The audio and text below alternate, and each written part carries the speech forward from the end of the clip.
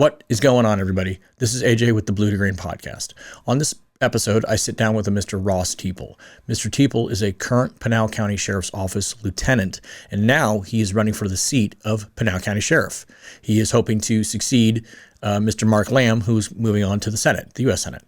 So on this episode, we get to sit down and you get to know Mr. Teeple, what he's been through, some adversity he's gone through, what's led him down this path to run for sheriff, why he's doing it, and what his leadership styles are going to be. So if you're getting anything out of this, if you enjoy the conversation, please do me a huge favor, like, comment, subscribe. It helps me, helps the channel, helps get the exposure out, especially for our good politicians out there. So I hope you enjoy what you're seeing. Thank you very much for tuning in. Cheers. All right, he threw some things out of the car right there. He's throwing some things out the passenger side. They're along the wall, the slow lane wall. 619, he's throwing dope out the window. We got bail to marijuana coming out. 619, I copy bail to marijuana coming out of the window at 2328. Yeah, no, perfect. All right. Well, we are good to go. Cool. Mr. Teeple, your podcast debut. AJ, it is. Thank It's you a so week much. of first. Well, thank you so much for coming on.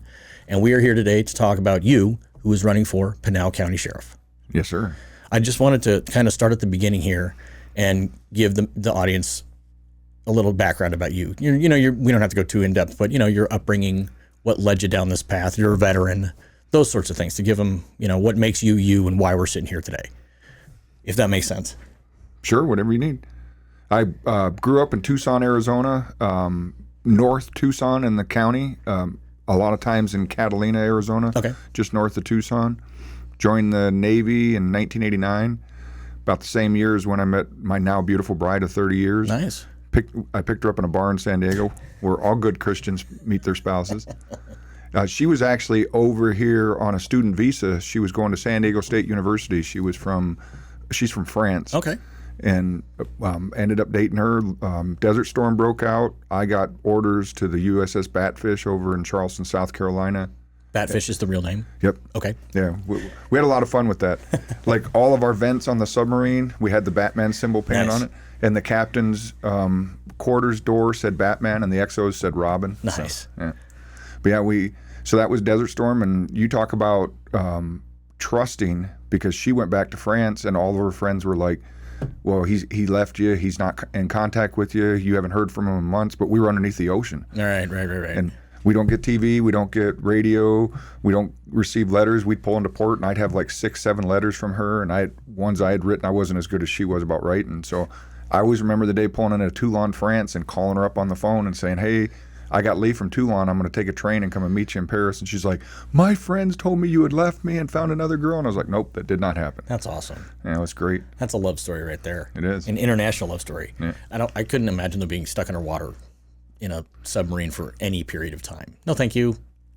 No, thank you. That's not my cup of tea. There's a lot of good things about it, and there's a lot of bad things about it. I had the rare, you're a veteran yourself. Yes. And, was your recruiter true to you? Was he honest? I specifically went, and I was 21 when I went in. I had life experience, so there was no bullshit in me or anything like that. I said, nope, this is what I'm doing, and all that good stuff. So I had a little bit of a different experience than the typical recruiter or 17, 18-year-old. Yeah, with you on that one. Going back a little bit, rewinding a little bit, I actually got kicked out of high school. I was going to San Diego State, that's where she was going. I was going to Canyon del Oro High School in Tucson, Arizona, and got called into the principal's office and was told that if you miss another day of school between now and the end of the year, you will not graduate because you won't have enough time, and we can't advance you or anything like that, so we're going to have to hold you back for a year. So I told him, you might as well kick me out right now because I'm not going to make it. And so I spent about a little over a year, different odd jobs, ended up in Elkhart, Indiana, working on van conversions. Back then, van conversions were real big, and was working for a company back there, and started to realize I needed a high school diploma because I couldn't do this for the rest of my life. So I called my mom and my stepfather up. They lived in Pie Town, New Mexico. And, that's an interesting name. And I contacted them and said, hey, if I bring my my travel trailer out there, you're good. I can hear my breathing.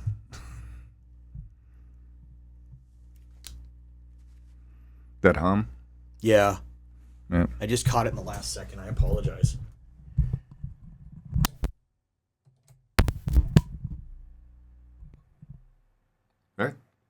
there. Better? Better. Sorry about that. Sorry, folks. Technical difficulties. Kicked in there, that 60 hertz hum. All right, we're good. Sorry. All right. Pinal, New Mexico. Van conversion, GED. Contacted them and said, hey, if I bring my travel trailer out there, can I live with you guys and I'll pay you rent every month? And it was kind of ironic because you talk about maturing very fast in a short amount of time. When I got kicked out of high school at CDO, my stepfather said, if you're not going to school, you can't live here. So I had to get my own place. And so then contacting them over a year later saying, hey, can I move in with you guys? I need to get my high school diploma. And they're like, you got this rules and this rules and this rules. And if you want to move back in, you're going to follow by all them rules. And I was like, hey, I was not the same kid I was back then. I've matured. I'm an adult now. And I always remember I moved in with them and I think I'd been there like 4 months or something. It was quite a while I'd been there, and they sat me down one day and they go, hey, you remember when we told you can't go out and party or do anything?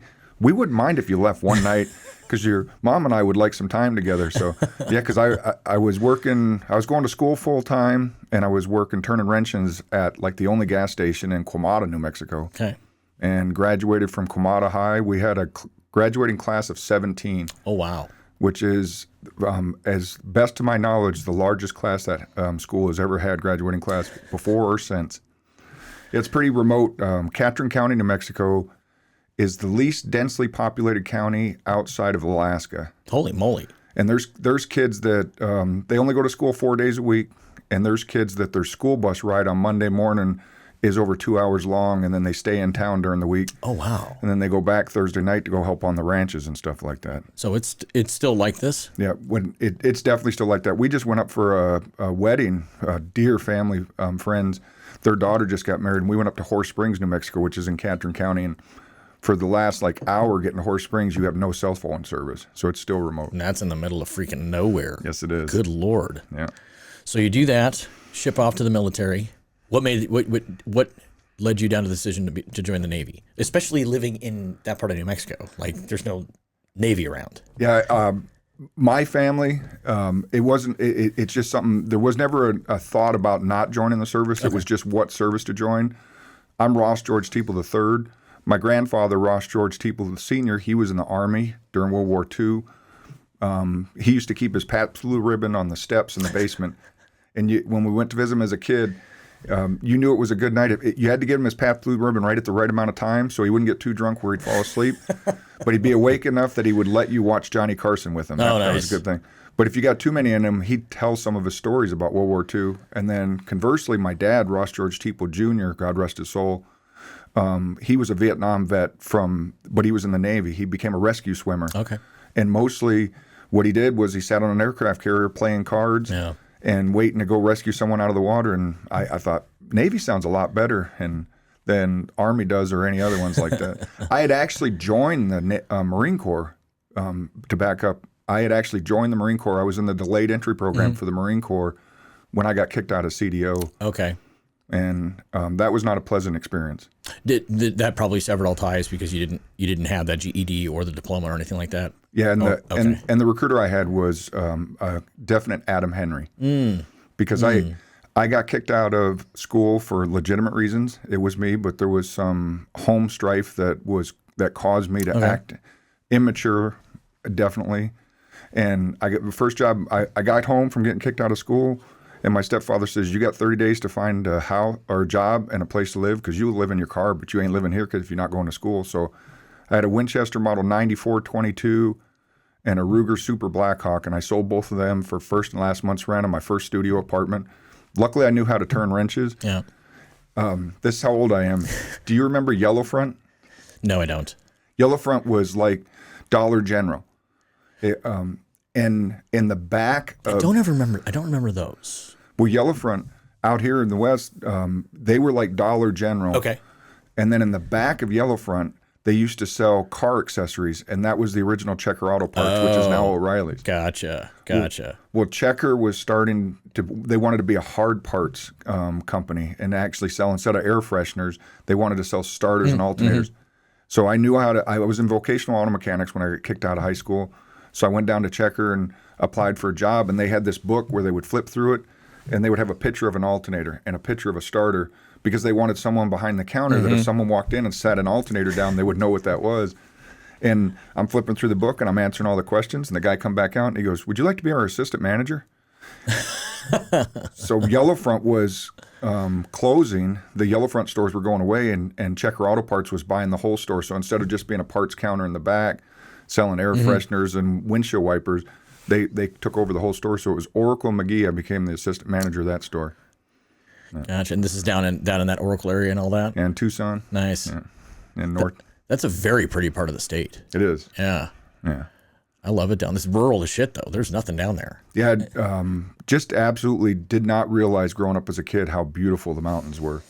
Yeah, I'm an Arizona native as well, and it's when you move away from it and then come back, that's like, oh, it's really pretty here. Yeah. It's hot and dry, and it's dry heat, but I'd still take that over what they're dealing with in the snow. Yeah, without a doubt. So, Navy, meet your beautiful wife, go down that endeavor. What did you do? You were a submariner? Yeah. Okay. Ooh. Yeah, and that's going back to the honest recruiter. I had some maturity. I went into I went to talk to my recruiter when I was 19 years old. I graduated high school, rode my Harley up to Albuquerque, New Mexico, went in to talk to the recruiters, and I actually talked to all 4 of them. I didn't want to use my experience with my previous recruiter. Gotcha. To prejudice me, and I went in and talked to all of them. And I remember going in and talking to the Navy recruiter, and I was already a little bit geared towards that because of my dad's experience. And the guy's like, "Hey, are you claustrophobic?" "Nope." "Are you sure?" And I was like, "Yeah, I am." And this is before the fire, so my hearing was a lot better. Okay, gotcha. He said, "Do you hear really well?" He says, "We're going to give you a test. Most people can hear dimensionally, but they can't, or directionally, but they can't hear dimensionally." Okay. He says, "So we're going to give you this test, and if you pass it," he says, "we need sonar tech submarines really bad." And this was back in 1989. He says, "If you graduate A school as a sonar tech, we'll give you a $4,000 enlistment bonus." I was like, all right. That's $40,000 now. Yeah.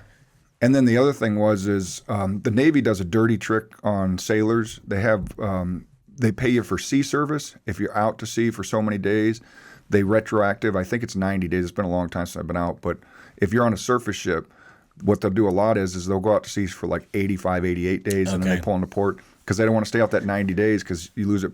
And he was the one that told me, he says, you want to get on a fast attack submarine because they're the only boats that they pay you sea service the entire time you're assigned to it. So you'll get paid better than anybody else in the barracks. Gotcha.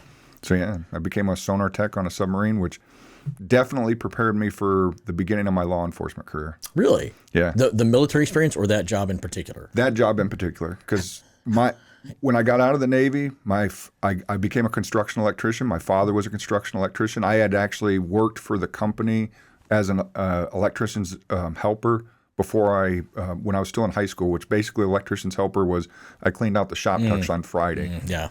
And so when I got out, I called Mr. Stark up, my dad's boss, and I said, "Hey, I got out of the Navy." I said, "I'm looking for a job." And he says, "Well, show up at Oracle and First and talk to Harry.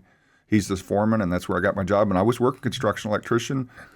The trades dried right up in Tucson. Really?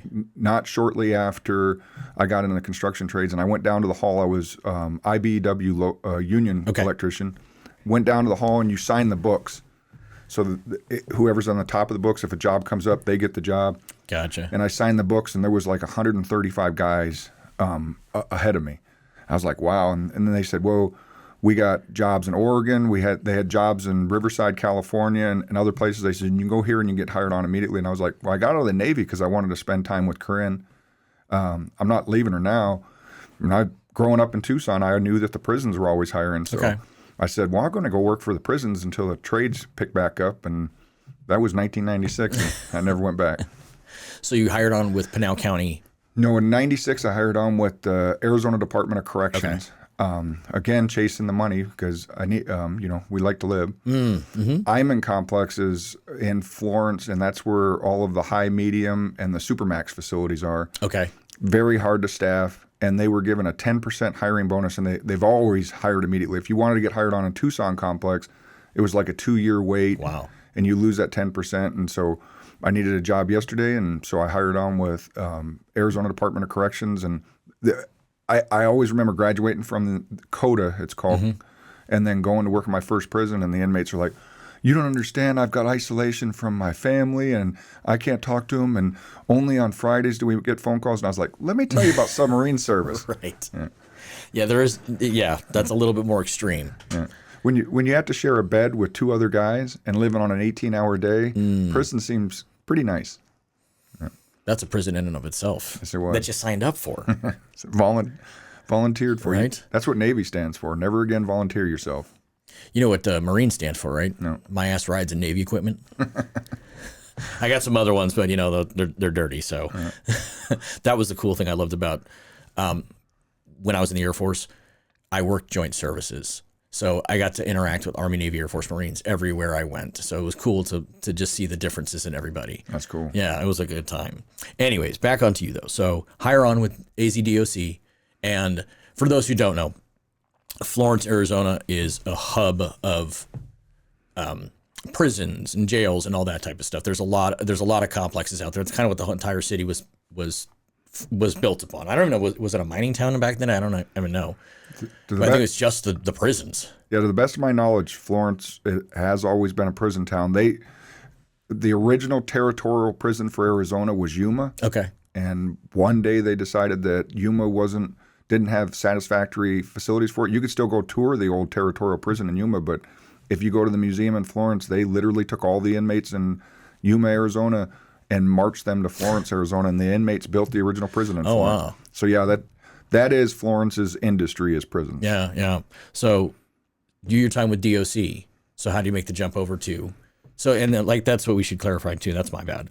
You are currently a Pinal County Sheriff's Office lieutenant. Yes, sir. And you've been there for 17 years. So you've risen through the ranks and all that good stuff. So that's where we're going from. DOC was your next move over to Pinal County? Yes. Okay. How'd that transition happen? It took a lot longer than I wanted to. Let's just put it that way. I started with the Arizona Department of Corrections in 1996. Okay. I worked at Iman Complex till 98. My dear sweet grandma got ovarian cancer.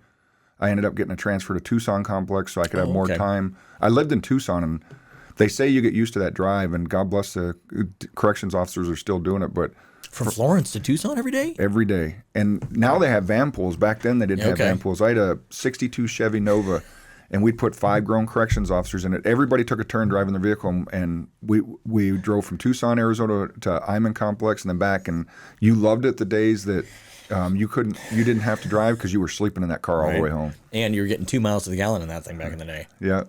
But so I transferred to Tucson Complex, worked there for 2 years so I could spend more time with Grandma and helping her with her oncology appointments and stuff like that. And finally, when she succumbed to the cancer and passed away, I thought about promoting at Tucson Complex, but you talk about the services having differences. The atmosphere at Tucson Complex was completely different than Iman Complex. Interesting. And so Tucson Complex was kind of, because you had to be senior to get there, Okay. it was kind of where corrections officers went to retire. Oh, retired on duty? Yeah. I gotcha. And I was not looking forward to supervising them. So I wanted the 10%. And Corinne is a international flight attendant, and it was getting harder and harder for her to fly out of Tucson, Arizona. Okay. It's weird how flight attendants work. Her hub, well, back then it was Houston, and now her hub is Newark, New Jersey. That's where she works out of. But to get to her hub, she has to fly standby, or she has to pay for a ticket out of her own pocket.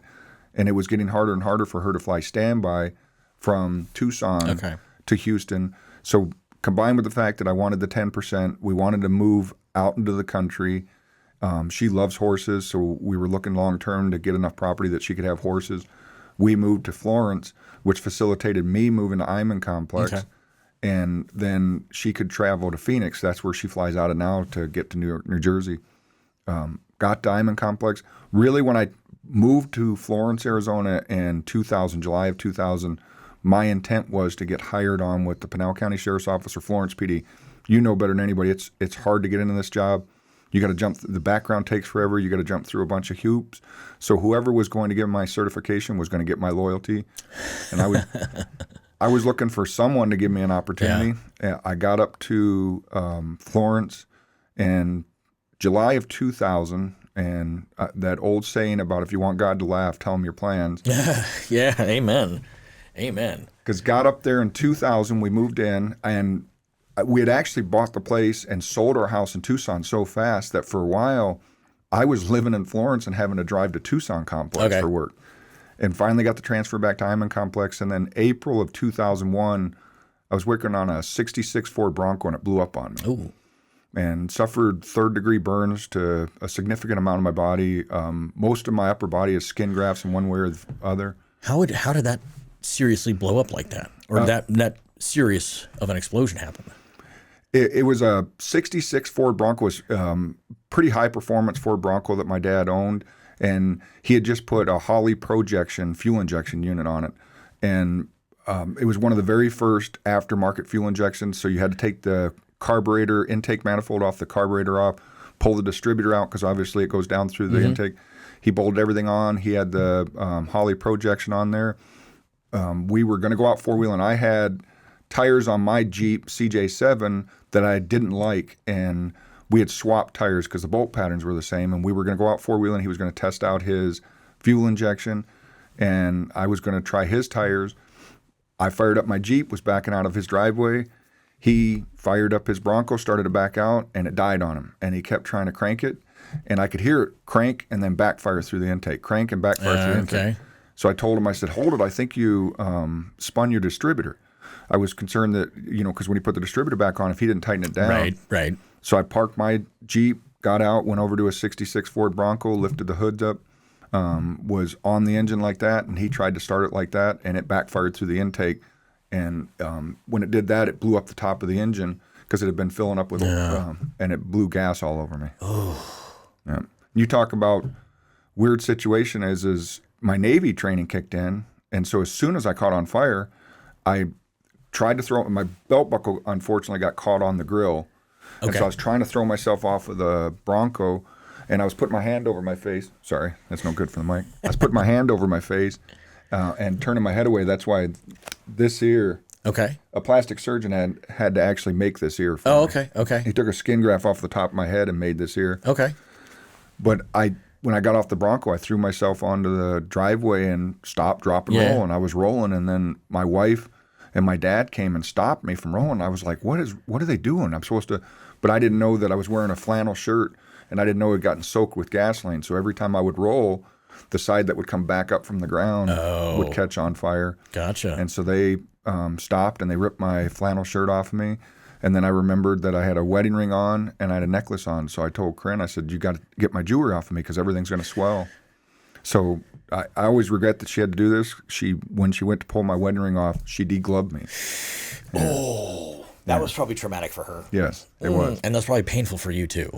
And and then she reached in and had to pull my necklace off, and then I had them throw me in the shower, and I said turn on the cold water, and they called 911. I'm amazed. I have EMT training as well. That the fire happened that quick, and she pulled your ring off, and it was that intense of a fire that it happened that quickly. Yeah, like holy shit. What the doctor explained. Dr. Nelson, I think was the doctor's name. What he had explained is if you go back to the old carbureted cars like my 63, the fuel pumps were 5 to 7 PSI. They were mechanically operated. Where new fuel injection, they're 30 to 40 PSI. So when that fuel's coming out, it's actually atomized. And it's like I was, for a significant amount of time, I was in front of a flame flower. Yeah, it was atomizing right in your face as it was popping off. Yeah, that makes sense because the carburetor is the thing that ventures it and spins it and atomizes it. Whereas I get it. Yeah, no, that's very unfortunate. Holy shit. So what was your recovery time with that? Did you go to Maricopa Medical Burn Center? Sorry for the multiple questions. I was just thinking, did you go to medical or Maricopa? No, luckily back then, if I would have had to gone to Maricopa Medical Center, I wouldn't be here talking to you today. Really? Yeah. I coded because the flame was so intense, my esophagus and I guess my lungs started to swell up. And I remember at one point, Corinne talking to me in the hospital and saying everything's going to be okay because they had to get a tube down I didn't realize they had told her that they were going to have to induce a coma in me. And so they had stuck a tube down my throat because my airway was getting restricted, more and more restricted like that. But yeah, that was St. Mary's Burn Center, which to best of my knowledge no longer exists, unfortunately, due to funding and stuff. Maricopa Burn Center is the only one left in Arizona. And it is one of the best in the country. But yeah, when time is of the essence, you got to go where you got to go. Yeah. Wow, that's extremely serious. I didn't realize that. Yeah. What was your recovery time with that? And what was that like? Total recovery. As far as the coma goes, you'd have to ask Corinne. Okay. I remember certain parts of the coma that I'd like not to remember, and then there's other parts that I think it was 6 weeks in the hospital, but total recovery time to me was always a year and a half. One thing that I was fortunate about I was definitely fortunate for the fact that the doctor that took care of me, Dr. Nelson, was not the burn surgeon for St. Mary's Hospital. The nurses there affectionately called him the boob doctor. Okay. Because Dr. Nelson was actually a plastic surgeon. Okay. But he would do the Doctors Without Borders. He had actually went down to South America and treated some kids that had gotten burned up in a shed. And so he was a literal plastic surgeon, and he took over the... You're good. Just checking. You're good. Sorry. That's just my ADHD. That's like, okay, make sure everything's still good to go. All right. Yeah, you're good. You look beautiful. But he had taken over for the burn doctor when the burn doctor goes on vacation. Okay. And so Dr. Nelson was my doctor. He cared for me the whole time I was in there. One thing is I'm left-handed. Okay. And because, like I said, this was over my face for the fire, this got really torched. Okay. I got about 85, 90% movement in this hand. Okay. But it had gotten bad enough with infection and stuff that when the burn surgeon came back to St. Mary's, Corinne walked into the room. To the best of my recollection of her telling it, was she walked into the room and Dr. Nelson and the head burn surgeon are arguing with each other because the burn surgeon's like, you have to cut that hand off. Gangrene set in. It's affecting his organs. You have to cut that hand off. And they were arguing about it. And Corinne come in and she says, do you guys know that A, he can probably hear you, and B, he's left-handed? She said, if you cut off his left hand, she says, that's his primary hand. So that's when Dr. Nelson decided, he said, nope, I'm going to do everything I possibly can to save that hand. Which is what it should have been from the beginning. There shouldn't have been an argument. That should be a very, very last case scenario. Mm-hmm. Wow. Yeah, so back to the Dr. Nelson was great. There is a garment called a Joe burn garment.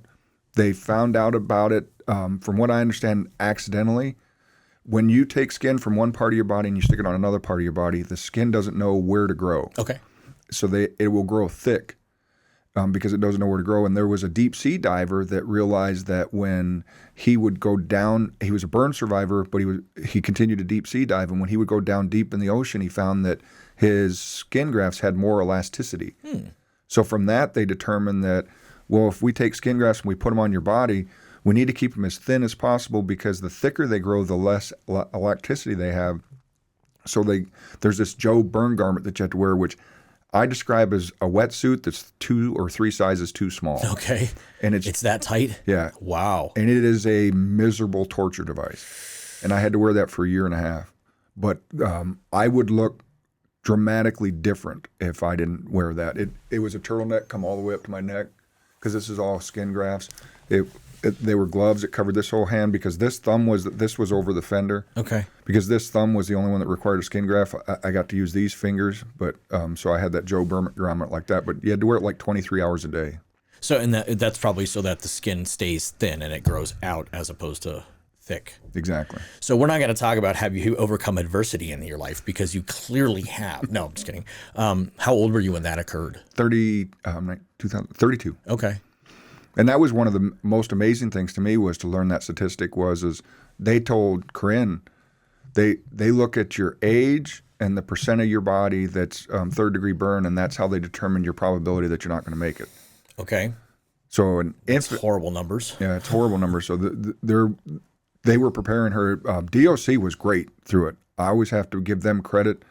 The Department of Corrections came down and visited me regularly. That's awesome. My deputy warden, we had in the main conference room where we do our briefings and stuff, they had soda machines and candy machines, and the money made from those went into our morale, welfare, and recreation fund, and they gave her that money when she was down there. But the one thing is when they got that probability of, he's 32 years old and 40% of his body, he's got a 70% chance he's not going to make it. DOC sent down an occupational health nurse to speak with Corinne, and they brought the paperwork down for Social Security. And she's like, you don't know my husband. She goes, we're not even thinking about this. This is way too early. She says, give him an opportunity to show you what he's going to do. Yeah. That's awesome. Yeah. That's amazing. Thank God you survived. Yes, sir. So after your recovery, what happens then? So when I was recovering, I don't remember the difference between an occupational therapist and a physical therapist. Understood. I had to go to both. And so 3 times a week, we had to drive from Florence to North Tucson. And I'm sitting there with this occupational therapist, I think she was, really nice lady. And she's talking about, we need to set up short-term goals. We need to set up goals. We need to set up goals. Well, I have a 1978 Harley-Davidson Cafe Racer that I've owned since 1987. And the clutch on it is very hard to pull. Okay. And so I told her, I said, well, I was wanting to become a law enforcement officer. I said, so my 2 goals are, I said, if you want my goals, I said, I got to build this hand up with enough strength that I can pull the clutch. And I said, I got to get physically fit enough so I can go through the police academy and complete the police academy. And I always remember her response back to me was we need to set some realistic goals. That is realistic. And I said, in your mind. I said, challenge accepted. Let's do it. And was there ever a point when you were going through that you thought about giving up? There was one day when I went, I had to walk from the Lazy Boy where I spent a large amount of my time at my house. Okay. The skin grafts, you wouldn't take a baby and stick them out in the sun because they would burn so quick. Well, when you take skin from one part of your body and stick it on another part, that's the way it was explained to me by the Dr. Nelson, is that you now have baby skin. So you have to treat it like infant skin. So when I first was recovering from the fire, luckily I worked a job, DOC, where graveyards was an option. Because I had to work graveyards for 5 years after before I got to the point where I could actually be out in the sun without a full brimmed hat and a kerchief around my neck. And there was one day where from the Lazy Boy, I had to walk into the restroom and it was such intense pain. I was like, I don't know if I can do this. How'd you get through that? The funny part is I just physically collapsed. There was no not getting through it. It was just the pain was so bad. I ended up just having to sit on the ground, and there was nowhere I could do. It was just there. There was no other option. No. You either get up or you die. Yep. Now that's some adversity. Wow, that's an amazing story. Thank you. Right. Holy shit. Good times. Wow, that's amazing though. That DOs. Well, one, I didn't realize that. Well, yeah, that makes total sense. That the nerves grow back to the skin, and you get your feeling back, or is that how that works? Or like, I don't know. I'm confused on that. Yeah, and that was one thing that you really had to watch out for. Is you can almost develop a type of, and this is my layman's terms, of fibromyalgia that they warned us about, because when they put the skin grafts there, the nerve endings have to grow back into it, and if the nerve endings will become hypersensitive. So if you hit something and then you try to avoid that, then that registers in your brain as more pain. So you have to allow the nerve endings to grow back, and then allow the nerve endings to have the normal type of sensitivity. Which there are still some places, like my gauntlet gloves, as I call them, only went up this far, and then they would pull down. So right here it's thick, and on the other arm it's thick. Okay. Because it would pull down and then would get thick. Well, they grow with scar tissue in there. Okay. And so when the nerve endings grow into them scar tissue, like if I point right here, it feels like I got a knife in my arm. Gotcha. And that's just the nerves that are firing at 1,000,000 miles an hour and don't know what's actually happening. Yeah, they're all clustered together. Gotcha. Yeah, no, I still have nerve issues from my back surgery that I'm still recovering from. That it's the same sort of thing where people don't understand, where if the dog steps on my left foot, that's annoying. If the dog steps on my right foot, it feels like you just dropped an Acme anvil on my foot. So, man, I understand that pain. Holy shit. That's amazing, though. So you're working graveyards on DOC, still trying to get into Pinal County? Yeah, I worked graveyards. The fire was 2001, and finally 2006, end of 2006, I said, I'm good enough. We're going to do this. And so I shotgunned an application I actually applied for Coolidge PD, Florence PD, and PCSO, and very grateful for the fact that PCSO gave me an opportunity. Awesome. I actually got the call while I was I went to Carlotta, which is Central Arizona Law Enforcement Training Academy, which unfortunately no longer exists. But I was actually in Carlotta when Florence PD called me up and invited me in for an interview. You're like, sorry. Yeah, too late. Too bad, so sad. Yeah. Their loss. They waited too long. Yes, they did. Yeah, I went through the law enforcement application process right at the exact same time. So I was going through the same things, and I'm I applied with DPS and I had family there, so which is why I went that DPS route. And I did not understand or realize the differences back then between city, state, and county. Like I just didn't understand those differences until I got into law enforcement, then started understanding. So you hire on with Pinal County. Did you have to become a detention officer or could you go straight in? I went straight in. If thinking back at it, I would have I have a friend of mine, Mark, that him and I both were at DOC, and when we first started applying, they and gave him a job offer as a detention officer and said, hey, if you become a detention officer, we'll eventually move you up to be deputy because we need DOs right now. And he did that, and he has more seniority than me and all that stuff, which is great. But for me, I remember telling him, I was just like, listen, I've been a corrections officer for far too long. Yeah. I got the Cadillac days off. I got the shift I want. At DOC, you do dream sheets for your holidays. And I was just like, I get my guaranteed days. I'm not going over there to start. If I go over, I said it has to be as a deputy. So I waited, and it was August of 2007 when I started the academy. And this is something we should discuss, is the fact that counties in the state of Arizona are responsible for housing and having the jails, hosting the jails, and housing those who have not been yet convicted of a crime. Yeah. So, and they can be housed in jails for, I think it's up to a year before they have to get moved over. There's special circumstances, but there's a difference between jail and prison that a lot of people don't understand or realize. So yeah, the jail system is through the county, is staffed by the county. So the Pinal County Sheriffs, Maricopa County Sheriffs, they hold the jails for people. So, and again, I'm just giving some background for people who are like going, oh, what's the difference? It's still Pinal County Sheriff's Office. It's just there's the Department of Corrections side, and then there's the deputy side. Does that sound correct? Yes. Okay. And just making sure I'm explaining it correctly. So then you hire on, go through Carlotta. I heard about that place. And then you hit the streets, I'm assuming. Yes. How was that being how old were you when you started? 38. How was that being a 38-year-old deputy hitting the streets for the first time? Just an absolute ball. Okay. There were some things. One thing, challenge coins. I collect challenge coins, and my most precious challenge coin is we had a tough as nail, hardcore lieutenant. Doug Brown, he's now retired, enjoying his life fishing. But Doug Brown gave me my first challenge coin because he had said that when you graduate from the academy, for those that don't know, you have to go through a field training officer program. And every agency is different. Field training is required, but depending on the agency, they might have differences. You know, obviously, if you started as a CAC college police, your field training is going to be different than it is for the deputy sheriffs. But at the Pinal County Sheriff's Office, you have 4 phases of your field training. You have phase 1, and really you're supposed to just sit in the passenger seat during phase 1 and just watch your field training officer. Don't do anything stupid. Don't, exactly. Just sit there. And it was funny because my first field training officer, Curtis, awesome guy, still friends to this day. He had this Dodge Charger that was one of only like 3 in the agency, ungoverned, one of the very first Dodge Chargers, super fast. And everybody told me, he's never going to let you drive that. He's never going to let you drive it.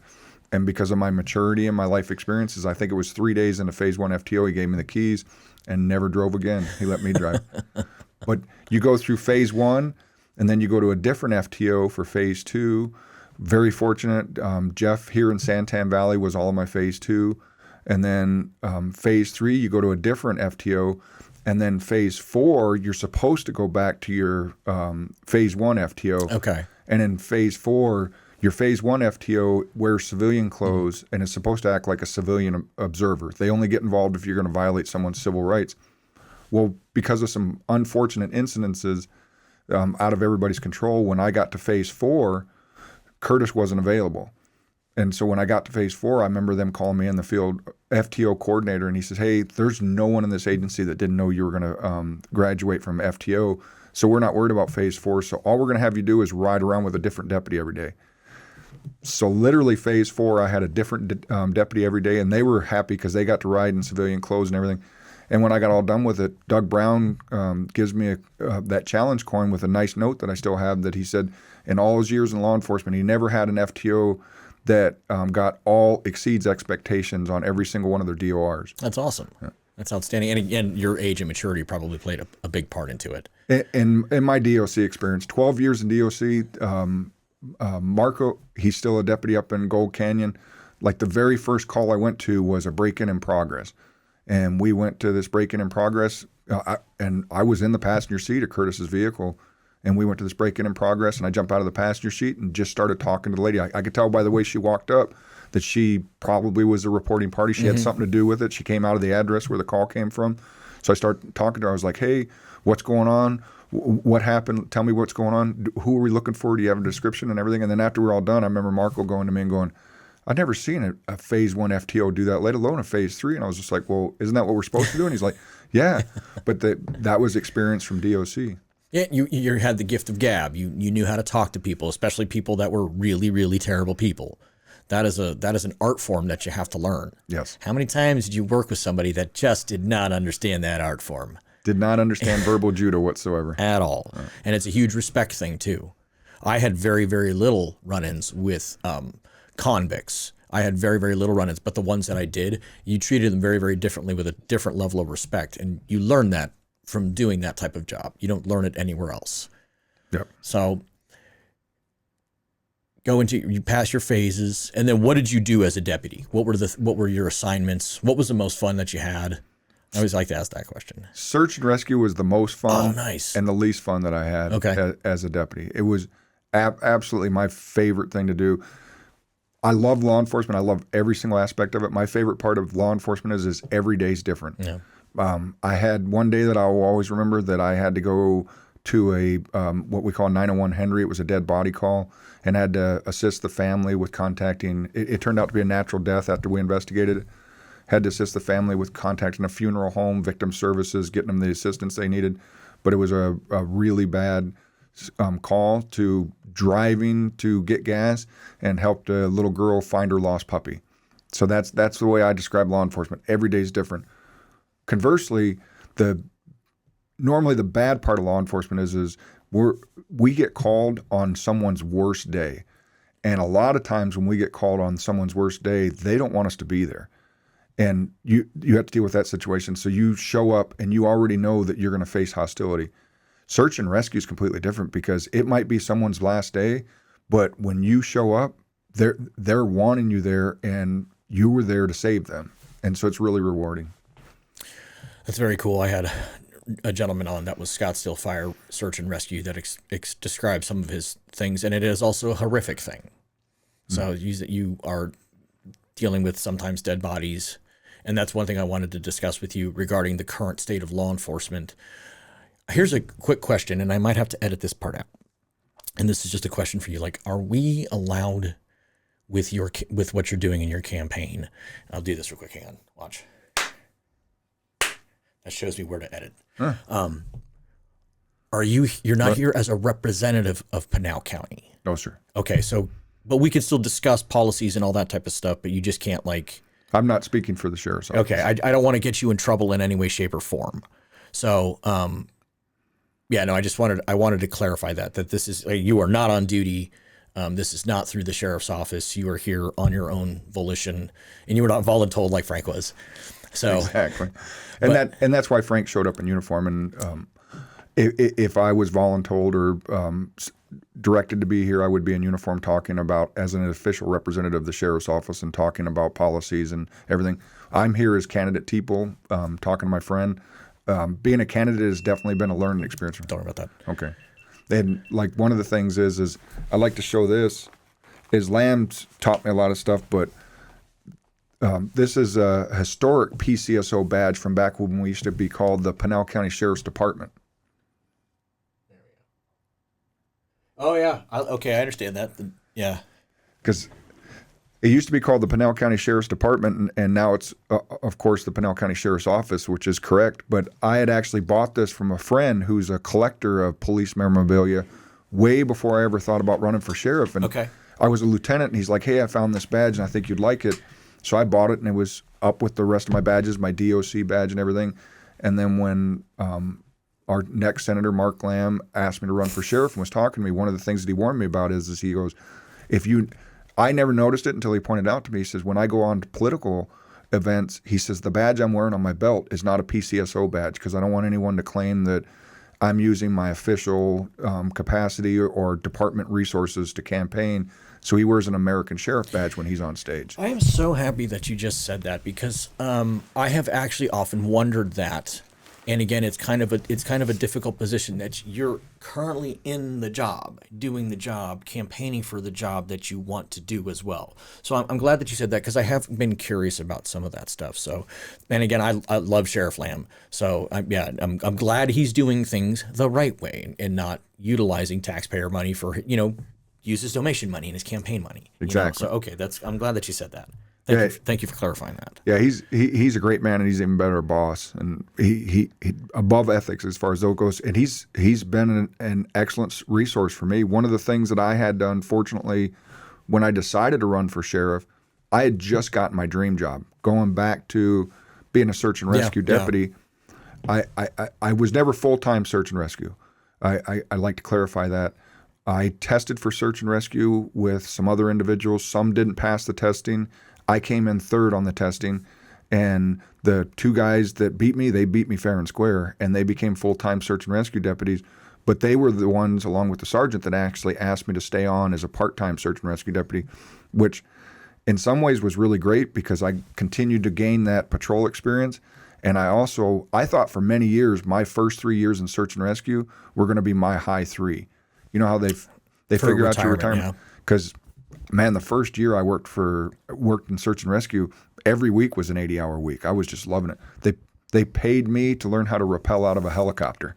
It was like, I would have paid you guys to learn this out. Now, a quick question on that, though, and I think it's relevant to current law enforcement and what's happening is, how are you able to balance a home-work relationship? And as you've stated, you've been with your wife for how many years? 30 years. That's amazing. Through a law enforcement career, that's amazing. So you have something special. So how are you able to balance a work-life schedule in law enforcement? And then I kind of want to ask about, I want to move into what your leadership style would be in that. But how is that possible? Because doing a part-time gig in law enforcement is harder than doing a full-time gig because you have to do both gigs to the level that you need to rise to. It's harder because you got to keep a lot of shit straight. So how are you able to balance all that? An amazing wife. I always say that the secret to a happy marriage is just two things: pick wisely and treat kindly. And both of us obviously picked wisely, and we've each been treating each other kindly for many years. And part of it, honestly, is I don't think I could do it now because I need my sleep a lot more than I did back then. We're not spring chickens. Yeah, I could never do those hours again. And prioritizing was one of the biggest things. Is just looking at, these are things that we have to realize are going to have to go by the wayside. We can't do this. That was the biggest thing. I look back at it now and I'm just amazed that we were able to get as many things done as we could, but that prepared me for this current time. There's that hum again. There's a goddamn hum. Yeah. Let's take a 5-minute break. Okay. Does that work? It's your show. Okay, sorry. I know, it's annoying. Former Navy, right? And I'm a veteran, but I am not a retired military member. Well, and that was one of the things too, that when I came and saw you and met you the first time, it was at the school in Mesa. That was the very first thing that you came out and said, is you're not trying to misrepresent. Everybody in these positions wants to say they were spec warfare, Navy SEALs jumping out of planes. It's like, no, I did go to EOD training. I failed out of training, and then I went into Intel. But that was the number one thing you were like going. I was like, this is what I did. I did my 4 years, but it's still commendable. It's still super cool shit you did. It was fun. Yeah, it's still super, super cool shit that you did. Like there's no comparison, but everybody wants to hear the DevGru, spec warfare, black helicopter stuff that, because apparently you can't just be, Can't be a mess cook on an aircraft carrier anymore. Yeah, that's totally okay. You did your time. You went through the suck just as much as everybody else. I kind of compare it to the previous life syndrome, because everybody that believes in past lives, they're always Cleopatra or Napoleon. I said, I've never heard one person like, in a past life I was a chambermaid, or Oh yeah, no, none of that. I was a slave and I built the permits or something. Nope, they're always like this super great guy in the past. That's a very valid point. Yeah, we didn't have somebody that got eaten by a lion out on the Sahara or anything.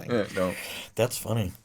Yeah, no, but it was really, really neat to sit down with Mike. And where I was going with that is that when I told him my story and I told him my past, and I was like, he grabs me and he goes, "You still are a brother." And I just broke down in tears. Never met the man a day in my life. I'm like, I'm crying in front of you. Like, what the fuck is wrong with me? I'm getting a little emotional now. But it was the sort of thing where, he just has a genuine heart. Like, I don't know how he was, because he was a motor for so many years. Like, they surgically removed the heart when you're a motor. Exactly. Were you ever motors? Nope. And I'm agreeing with you on that. They surgically removed that shit. I went to a training, and that's what we were joking about it, the whole training and stuff like that. Is I said, I'm pretty sure when you become a captain, they got to take your backbone out, and when you become a motors officer, they take your heart out and all the compassion out. Absolutely. Absolutely, which is why I don't know how Frank's able to get away with doing what he's doing. So, because, I mean, he's technically a motor without a motor. Yeah. So, but he's a character. Yeah. It's been fun getting to know him, and it's so hilarious to me that the people who don't know him don't understand and recognize his sarcasm. So when people when people comment, they don't understand the fact that he's just being a little sarcastic. He doesn't think people are terrible pieces of shit. You know what I mean? Nothing like that. Like he has a love for the public, which is why he does what he does. So it's just one of those things where it's like he's just being sarcastic. Yeah. We'll just leave it kind of there. But yeah, no, he's a good dude, and he's a good representative of the department. He's a super good representative of the department. And I have not gotten a chance to watch all of his podcasts, but did you guys delve into his past with MCSO and why he came over to us? So no, I did not. So if you want to talk about that, I'll be more than happy to. And the one thing that no, I did not. I'll say that. Because the one thing about it is he was miserable at MCSO. Okay. And it is so great to see him open back up and become the Frank that we all knew, because MCSO just so burdens you with paperwork and monotony and just so many. They have to fill out a form. If you have contact with a citizen, you have to fill out a form saying you have to make an attempt to get the individual's name, what they identify as, and any contact information with them, and provide them with a phone number if they want to file a complaint on you. Okay. So there's deputies at MCSO that try to find empty gas stations to get gas in, because they don't want to have to fill this form out, because someone across the gas pump says, hey, thanks for your service, gets to their car and drives away. And then they will review the body camera footage and go, hey, you talked to this citizen. Well, no, actually, they talked to me. Well, it was a citizen contact, and you didn't fill out one of these forms. And it just, you get to the point where at NCSO, there's deputies that don't want to do their jobs anymore, because they know anything that they do is going to end up in an IA. That's an internal affairs investigation, because if it goes sideways, this is the one thing that pisses me off about law enforcement. And I really want to discuss this part with you. I said we're moving on so a little bit, but the departments spend 6 months to a year trying to hire you, and then spend 20 years trying to fire you. And that seems to be a revolving theme. And then now with the world and law enforcement the way it is, like, they can't keep good people. Pinal County Sheriff's Office is the exception, I believe, from everybody that I talk to and hear about and everything. Like, the Valley, the Phoenix Valley does have a pretty good relationship. There's a couple of oddball agencies that, I'm not here to bash anybody or anything, but Pinal County, again, because of who Sheriff Lamb is and what a good spotlight he's put on the department, it just seems like everybody loves it. And as we were talking about, Frank is a huge part of the outreach. And then again, Sheriff Lamb, the ladies love Sheriff Lamb. They do. He is a bona fide celebrity in many aspects. He is. It is actually funny. I will tell you, one of the few times in my career that I got actually trepidatious was driving him through Country Thunder, and we stopped. He got out at Crazy Coyote, and the crowd got so big. And I was just like, we should have brought some more backup. Everybody was great, but it was actually hilarious to see, because the one interaction I always remember is we're in the middle of Crazy Coyote. It's in the afternoon. The party's just starting to rear up. People are drunk. And this one girl's like starts to walk over because there's this whole crowd, and I can hear her, and she's like, I got to go get a picture with him. And her drunk boyfriend's over there, and he's like, I don't care about no country western singer. And then he's, oh, Sheriff Lamb, I got to go get a picture with him. He changed completely, became a complete fanboy. So I'll be totally honest with you. The only time I've met him was at the gun show a few weeks ago, maybe in November, whatever. I had like legit butterflies after I met him. I don't get starstruck by anything or anybody, but I was like, holy shit, it's Sheriff Lamb. It's just kind of weird. And it's just, you guys are like, whatever. Yeah, I know. He's a bona fide rock star around here. And he's the same exact guy.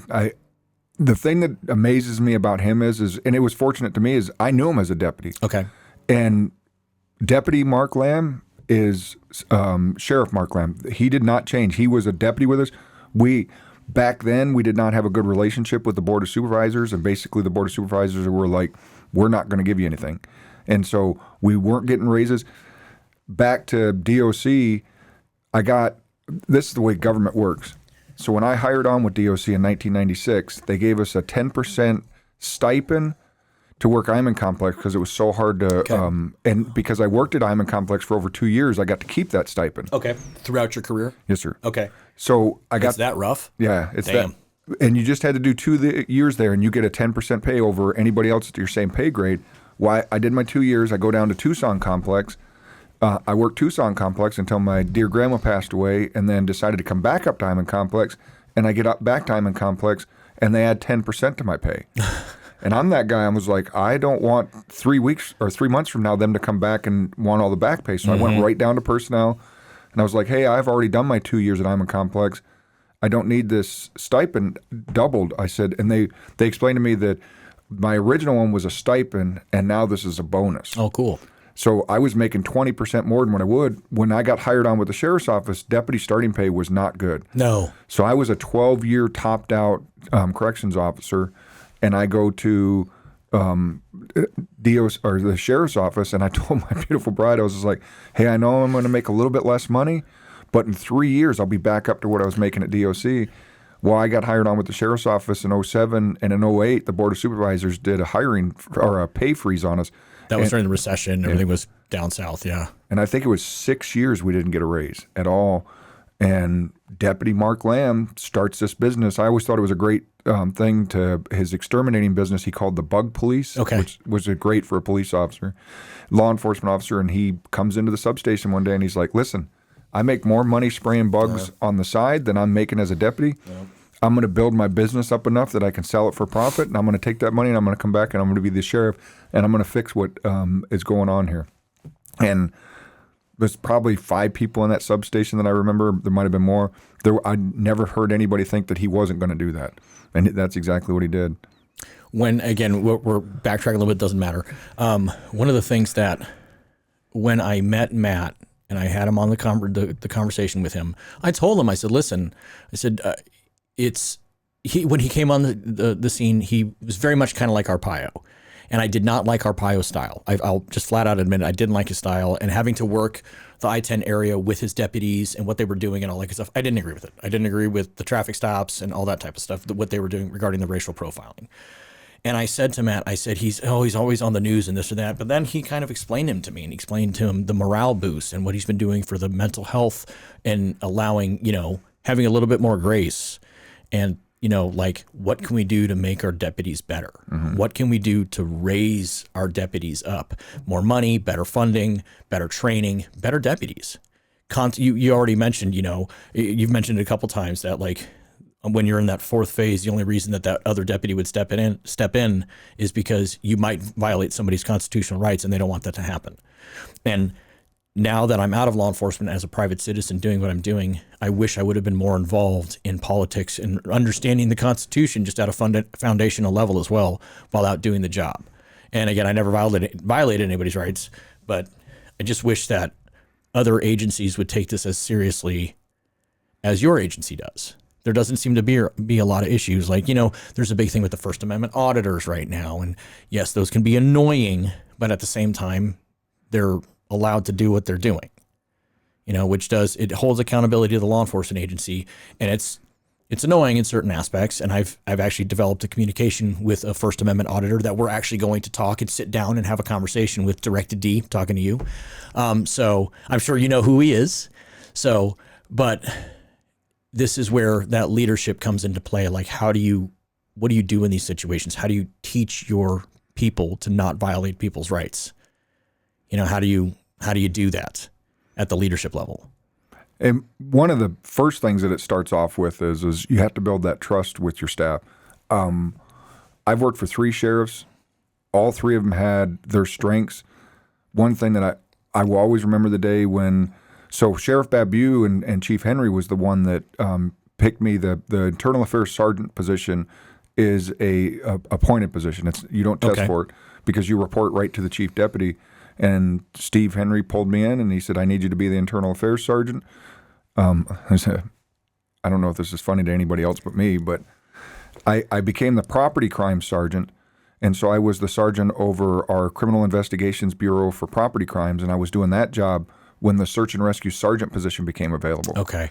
And so I applied for the search and rescue You keep sergeant. talking. I'm looking up something that we talked about off air. Go ahead. So I applied for the search and rescue sergeant position, and Human Resources told me, they said, hey, you can't test for search and rescue sergeant because you accepted property crimes, and that's I think it was a minimum 3-year commitment. Okay. I was like, okay, so I can't test for search and rescue. So some other sergeants tested for search and rescue, and then the testing was over, and I get a call to go up to the chief deputy's office, and I get up there, and in my head I was thinking, all of them failed, and they're going to ask me to take over search and rescue. Okay. Because I was the only sergeant at the time that had put in for the testing that actually had search and rescue experience. The other 3 that were testing were not. And so I went up to the chief's office, and I was like, they're going to ask me to be the search and rescue sergeant. And I got up there, and Chief Henry tells me, he's like, hey, just to let you know, we did the search and rescue testing, and Doug come in first place. So he's going to be the search and rescue sergeant, and we want you to be the internal affairs sergeant. And I was like, I don't want to be the internal affairs sergeant. So I was the internal affairs sergeant when Lamb took over. Okay. And when he won the election, of course, everybody goes and all the rumors start and everything. And they said, hey, he's going to pull you out of internal affairs because that's an appointed position, and they're going to want somebody they trust in there. So all of the positions that are appointed, they always move them around when whenever the head changes. I was like, great, I didn't want to be the internal affairs sergeant. Put me on graveyards in the mountains. And so I get called into Sheriff Lamb's office right after he took over, and there's Sheriff Lamb and Chief Thomas and Deputy Chief Harrell, and they said, hey, we just want to let you know one thing that we definitely agreed with the prior admin on was you being the internal affairs sergeant. And the thing that always stuck with me is I told him, I said, no, I don't want to be the internal affairs sergeant. And Matt Thomas was the one that told me, he says, you need to understand that's why you're perfect for it. He said, if someone wants to be internal affairs, that's the person we don't want in there. And he said, we need to start right now showing that we understand the difference between a mistake and misconduct. And a mistake, That's chilling because leadership doesn't talk like that. I apologize. I don't mean to cut you off, but that cuts to the bone. Yeah. It cut to the bone with me because to hear the number 2, our chief operating officer, who was going to run the sheriff's office on a day-to-day basis back then, who's been doing it for 7 years now, say, we need to understand we need to let our staff know we understand the difference between mistake and misconduct, and that's what you need to do in an internal affairs investigation. If it's mistake, the first thing we have to find out is how much of that mistake do we owe? Is it because we didn't train our deputy properly? Because if they're making mistakes, it's typically a training issue. Misconduct is we trained this person sufficiently, we taught them everything we possibly can, and they chose to do the wrong thing. Maybe you can still fix them, maybe they're still salvageable, but we have to recognize the difference of it. And it was just so heartwarming for me. Yeah, absolutely, especially in this day and age where it does not appear as though leadership has their backs. And that's the thing that people the public doesn't understand is leadership having law enforcement officers back does not mean that they're covering for the officer. It means that they're going to train them right, and they're going to want the best. Should want what's best for them. Want what's best for the agency. Again, you're a public service. You want to not have not frivolous. You don't want to have lawsuits left and right because you've got deputies out there that are violating people's rights and doing bad things. You've got to have those. You got to get those people up, and you got to support your people. Exactly. That's a breath of fresh air. Yeah, that's part of the reason why I'm running. I mean, a big part of the reason I'm running is I love what we've done in the last 7 years, and I don't want to backstep. I don't want to become an agency, and we can both think of some in the Valley that do have a tendency to overstep the bounds and bend people's civil rights, if not outright break them, and we are not that agency. We go out of our way to respect everyone's individual rights, and we need to continue on. I live in Pinal County. I do as well. Yeah. That's why you're here. Yeah. But so you did the internal affairs sergeants, and then what led you to your role that you're at now? I was in internal affairs for long enough, and I needed to get out. And I saw that the best way to get out and also to have a better input and impact into my agency was to promote. Interesting. Yeah. Okay. And back to politics, I use this as an example. I don't understand why in politics that we promote failures. They do that a lot in law enforcement too. And sometimes they do. Yeah. But so someone that failed multiple times to try to do something, then we're going to promote them to a different position. That happens so much in politics. And I use the example, the first time I tested for lieutenant, I didn't pass. I failed the verbal resume. You get 10 minutes to tell who you are and why you should be a lieutenant. And it's really just to show, because one of the jobs of a lieutenant at the sheriff's office in Pinal County is many times you'll be called and say, hey, there's this community relations event here in Arizona City, and we need you to go and give a presentation on senior safety. And you're developing the speech while you're driving there. And I didn't know that the first time I went in and tested for a verbal resume, that they were looking at interpersonal skills. Yeah. They were looking at that I'm making eye contact with the audience, that I'm talking, that I'm actually providing information. All I knew was when I tested for that verbal resume is if it was shorter than 9 minutes and 30 seconds, you got points taken off, and if it was longer than 10 minutes, you got points taken off. You got to nail that shit. Yeah. So I had my 3x5 cards, and I get up there, and I'm reading right from the 3x5 cards, and I'm reading them. And I got done, and it was 9 minutes and 30 seconds, and I failed it because every single one of them, you had two chiefs from two other agencies that didn't know me, and they were like, we don't know what his interpersonnel skills is. He read directly from the cue cards. So he did exactly as instructed. Yeah. He just didn't do it in a personable way at all. Exactly. I think leadership is a natural. I think law enforcement is a natural leadership position. You're in the community. You're leading the community. Could be a chaotic scene. Could be a mass casualty. Could be an accident. Could be whatever. You're commanding the scene at the lowest level as a patrol deputy, a state trooper, whatever the case may be. And then as you work up through those ranks, you got to develop those interpersonal communication skills and start, getting out of the ask, tell, make. Yep. And start, learning how to communicate. One of the coolest classes I ever took in college was public speaking. And I'm sure, can you remember that very first time you got up, not in front of a crowd of police officers or sheriff's deputies, but what was the first time you got up to speak? It's like, oh, this is real, and I don't know what I'm doing. Yeah, I can remember the first time definitely that I had to get up and actually say a couple words about why I was thinking about running for sheriff. And it was Lamb, when he decided to go down the Senate route, he wanted to slow roll his announcement to the people. And so we went and spoke in Maricopa, and he got up and said he was seriously thinking about running for the Senate. And this is the guy that I want to replace me as. And I remember just getting up going, I don't know what I'm doing.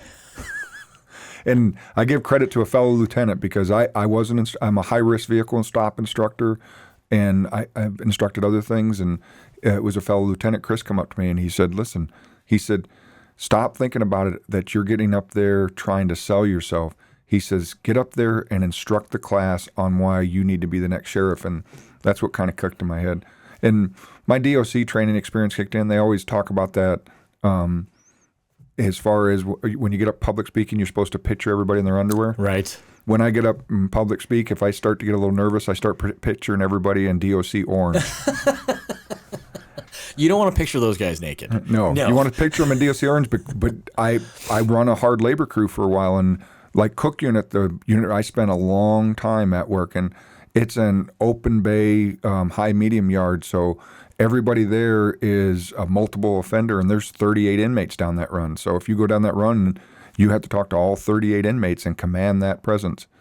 Well, and you have to deserve the respect. You have to earn the respect. And again, I don't want people to think like, oh, he's just an asshole. No, like when you're in that type of position, for people who have never been in that, they're gonna test you, and they're definitely gonna see what your interpersonal communication skills are like, and they're gonna see, is this guy an asshole? Can we push this guy, or is this guy a pushover? Can we get what we want?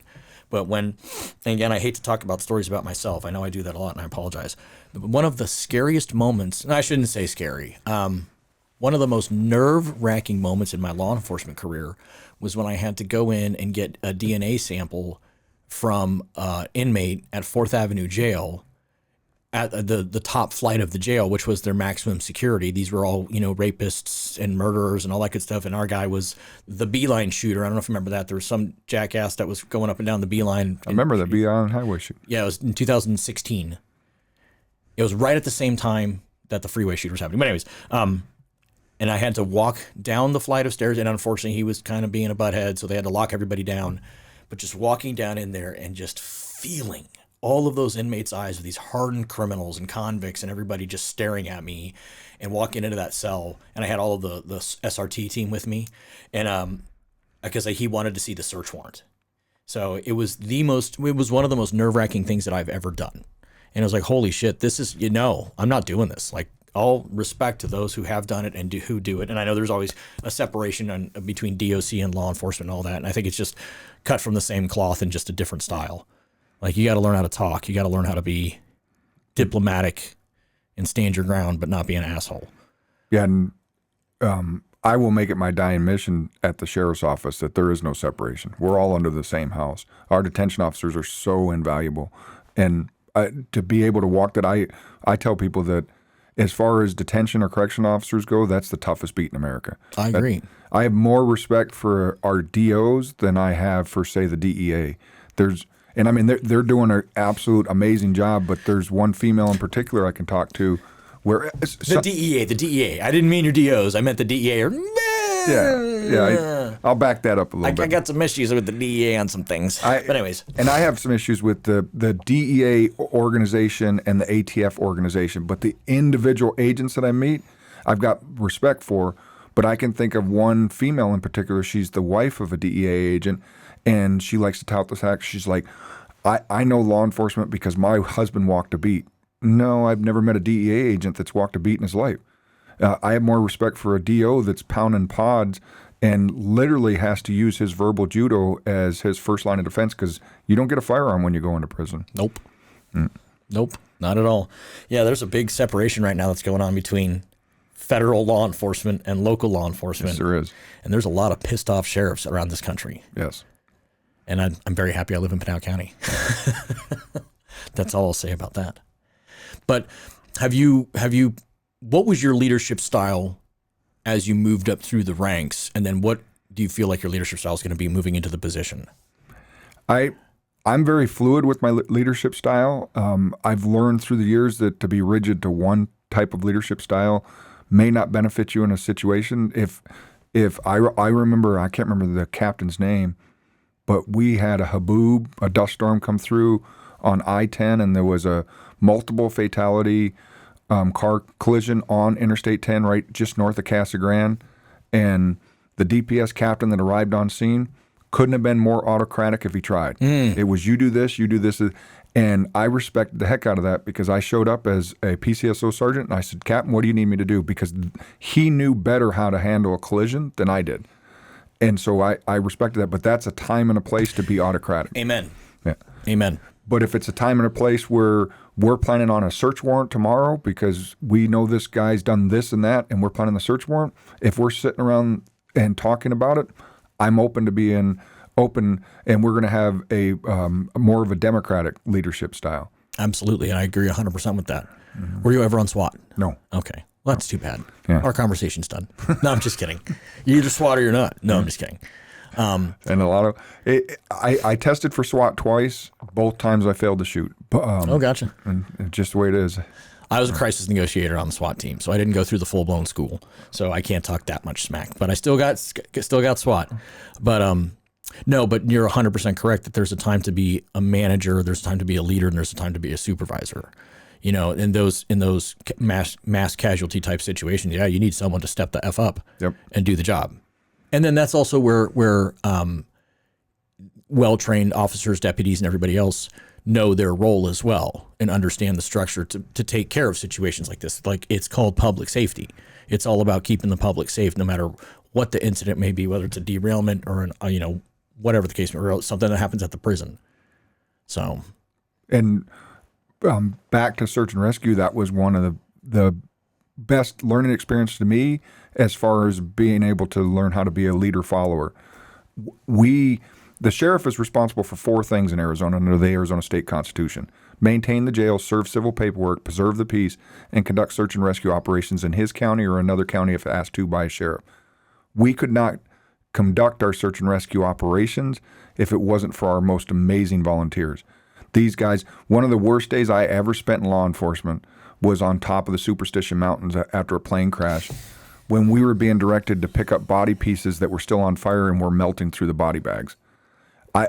I was up there with volunteers that were providing their services free of charge pro bono up on that mountain when we were still smelling jet fuel. It's amazing that they would do that, but you can't be autocratic with individuals like that because they can walk off the scene. And so you have to be a leader of followership. When I took over search and rescue, Aaron is who I think of. The guy had more experience. He had forgotten more about search and rescue than I knew because I was brand new.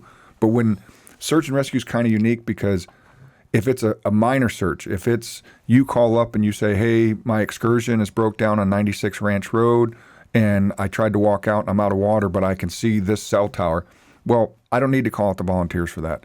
I know where you are. I can drive out there with my 4-wheel drive, maybe help you tow your excursion back into town, but that's a minimal search, and I can do that by myself. Once it gets to the point there where I have to send search parties out and actually man a command post, you have to pull back and activate what we call incident command system, and now you are the incident commander, and you, if it's a big enough search, you have to go on shifts, and then you have to have them guys out. Well, when first time I took over incident command as for a search, of course I'm going to look at people like Aaron and go, you have way more experience in this. Where should I send them? Should we do a hasty search here? Should we do this? And so that's one of them things that each situation makes it uniquely different. That's an amazing quality to have, though, and humbling that you can take a step back and rely on your people. That's what we should be doing, is building our people up to be in position. That's so that you can just kind of delegate. All right, I'm the command, and just have your good people doing what they're supposed to do. Yep. They're supposed to know their jobs. That's awesome. It benefited me later in life because in so many things, like people most often misquote this, and it's one of my favorite sayings, is Friedrich Nietzsche when he said, that's what does not kill me, only serves to make me stronger. People forget to see that serve part of it is you have to allow it to serve you to make you stronger. But going back to my search and rescue and working with the volunteers, when I became the internal affairs sergeant, there was, because of attrition, our human resources manager became the finance director, and then our human resources director left the position, and one of the human resources techs went to a city agency for more money. And so human resources became one HR tech with a lot of experience. Holy moly. And they put him under me, who had no HR experience. So it was one of them that I hearkened back to my search and rescue days, and I went to this, and it was funny because I gave her the nickname Favorite, because when people would ask me a question about human resources, I'd say, well, you need to contact my favorite person in human resources, because they were the only person in human resources. But there were many times where I'd have to say, you tell me, can we do this? I haven't learned this yet. And she would say, well, we really can't do this, but we can do this. And it was beneficial for me to have that experience to know, listen, I recognize that someone else has more experience in this position than I do. Let's learn from that person. Let's use their knowledge. You could have very easily violated somebody's rights, terminated them. Next thing you know, they're suing, and the department's paying out millions. I didn't know what a Laudermill statement was. Okay. So to learn those type of things, now I'm intimately knowledgeable. I love education. I love to learn purposeful education. As far as I don't need to know how to underwater basket weave, but as far as education goes, so like when I took over internal affairs, the internal affairs sergeant supervises the background investigators. My first thing was I don't know what a background investigator does, so I went through Arizona Post Background Investigator School, and I did a civilian background and a sworn background, so I knew what the process was. And it was the same thing with human resources. When I first took over that as a human resources manager, I started going to every school I possibly could, and I learned about merit protection and the Laudermill and the process. That's awesome. Did you learn about the Officer's Bill of Rights and all that type of stuff as well? Yeah, the Peace Officer Bill of Rights is very important. Yeah. It's very important for two reasons. It protects a good officer, but it keeps a bad officer longer than they should. Mm-hmm. There are problems where, again, officers, deputies, whoever, who should have been gotten rid of, it's extraordinarily difficult because their jobs are extremely protected. So that's where I kind of wish there was there needs to be like a happy medium. Like, we always need to protect the good officers. We need the good ones out there doing the good job, and keep those people. Leave those people alone. Stop sending them to IA over stupid shit. Yep. What was the most petty thing in IA, if you can remember something just egregiously petty? It didn't go to IA, but there was one thing that another example of protecting our employees and treating them correctly is we have a discipline matrix, and if you look at the alleged violation, and if it's proven to be true, we have a mitigated and aggravated and a normal standard for that violation. And if the normal discipline for that violation is not going to cost someone money, it's not going to be time off without pay, a demotion, or getting fired, Internal Affairs doesn't investigate it. Oh, wow. And there are other agencies out here that everything goes to Internal Affairs, and that should not happen. That's where you get that Hollywood movie stigma where Internal Affairs is out to get everybody. So there were some petty things that got sent to Internal Affairs, and there was only one time where I got a petty thing. It was an FTO that had actually fallen asleep on an OIT, graveyard FTO, and he had fallen asleep on an OIT, and an Internal Affairs investigation was requested by a supervisor, and I'm the Internal Affairs sergeant, and I have to explain to the patrol captain that this is not an Internal Affairs. And they're like, we want this to be an Internal Affairs. And I was like, well, you can want, but our discipline for falling asleep on duty is an LOR.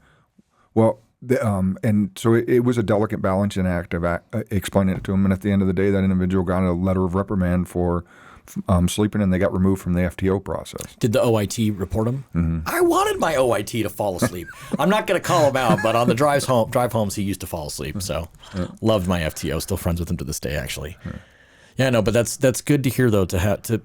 Okay, that's a stupid mistake. Shouldn't have fallen asleep. Don't need to ruin somebody's career over something like that. That's good to hear. Yeah, that's good. I'm assuming you'll probably hold that same standard throughout moving forward. Oh, absolutely. I don't understand management that comes in and hammers everybody. I don't understand that mentality. I don't understand how, these administrators come in and just change everything immediately. That makes no sense to me. And that's unfortunately what's going on at the Department of Corrections right now. Okay. I lived through the years at DOC where the governor of Arizona becomes the governor, and then they get to change the heads of all the agencies out, Department of Public Safety and the Department of Corrections. And I have so many friends at DOC that want out badly, but they're at the 18-year mark or the 19-year mark, and they're just trying to get to that 20 because they're a Tier 1 corp employee, and they want out because I'm being told by everybody. I haven't met one person yet that doesn't say that the current head of the Arizona Department of Corrections is not out to get every single officer. There's a conspiracy going around, I might as well go down this route, that basically they're trying to put in weak leaders in these administrations so that they'll just do thy bidding. And I don't know how true that is. I'm not involved in those politics, but that appears to be happening a lot. That appears to be these heavy-handed, don't let people do their jobs, micromanage everything. And nobody wants to be micromanaged. And I saw, we talked about it earlier as far as merit protection goes. A peace officer in Arizona has a peace officer bill of rights that says they basically can't get disciplined unless it's for cause. I can't come in today and say, you know what, AJ, I told you to wear a blue shirt and you're wearing a gray shirt, you're fired.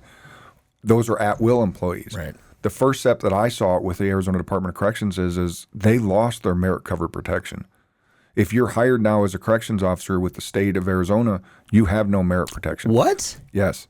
And if you promote, so say you were hired, we're both corrections officers, and we want to promote to sergeant, to accept that sergeant's position, you lose your merit protection. Why? Because they want people that will do whatever they're told to do and not do just exactly what you said earlier. That's not a good policy. No, it's not.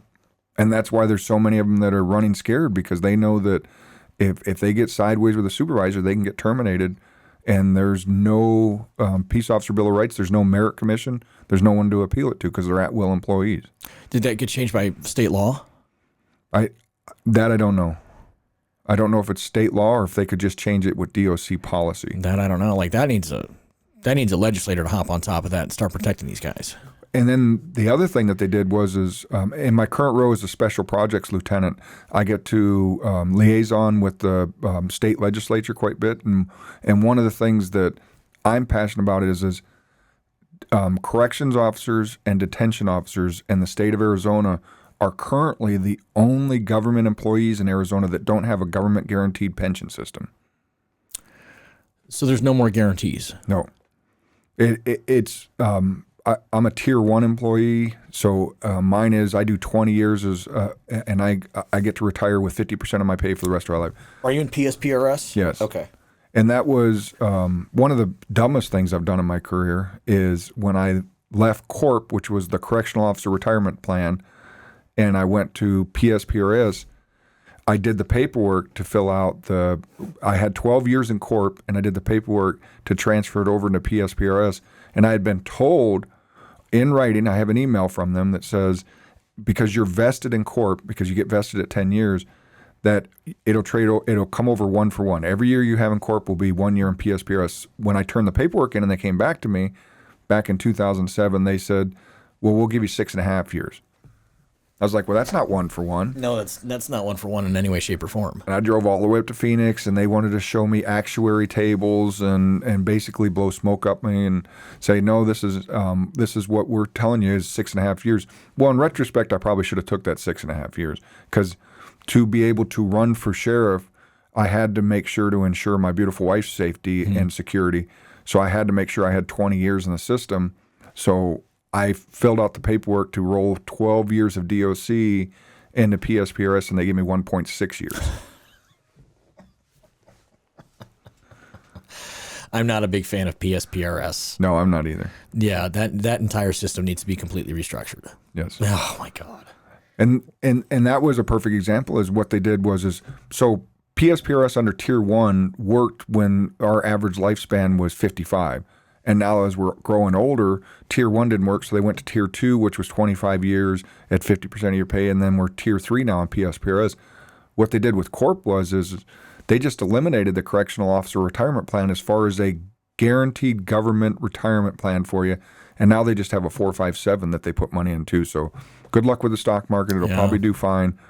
And it's one of the reasons we as a society love to bag on millennials and Gen Zers, and I'll do the same. Most of my vehicles are manual transmissions, and I call them a millennial anti-theft device. But one thing I do give this younger generation credit for is they come in wanting to know what their retirement system's going to be. They are looking long term. I didn't think about it at 22 years old what my retirement system was at all.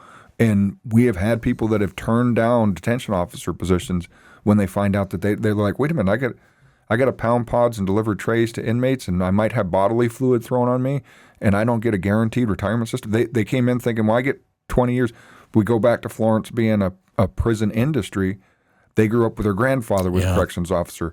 Their father was a corrections officer. Their mom was a deputy warden. And we've had them come in and go, well, I get 20 years and I get 20, or I get 25 years and I get 50. Nope, you don't get anything. Good luck with the stock market. No, that's not good at all for morale. That doesn't want to bring people in any way, shape, or form. That's always been the kind of the trade-off is shitty pay, good benefits for a government job. Now that's not good at all. How do you think as though, because I'm old, I'm not a young chicken anymore. I don't relate to the younger generation anymore. So how are you going to be able to step into the role and harness these new deputies that are coming up and build them up and relate to them? How do you think you're going to be able to accomplish that?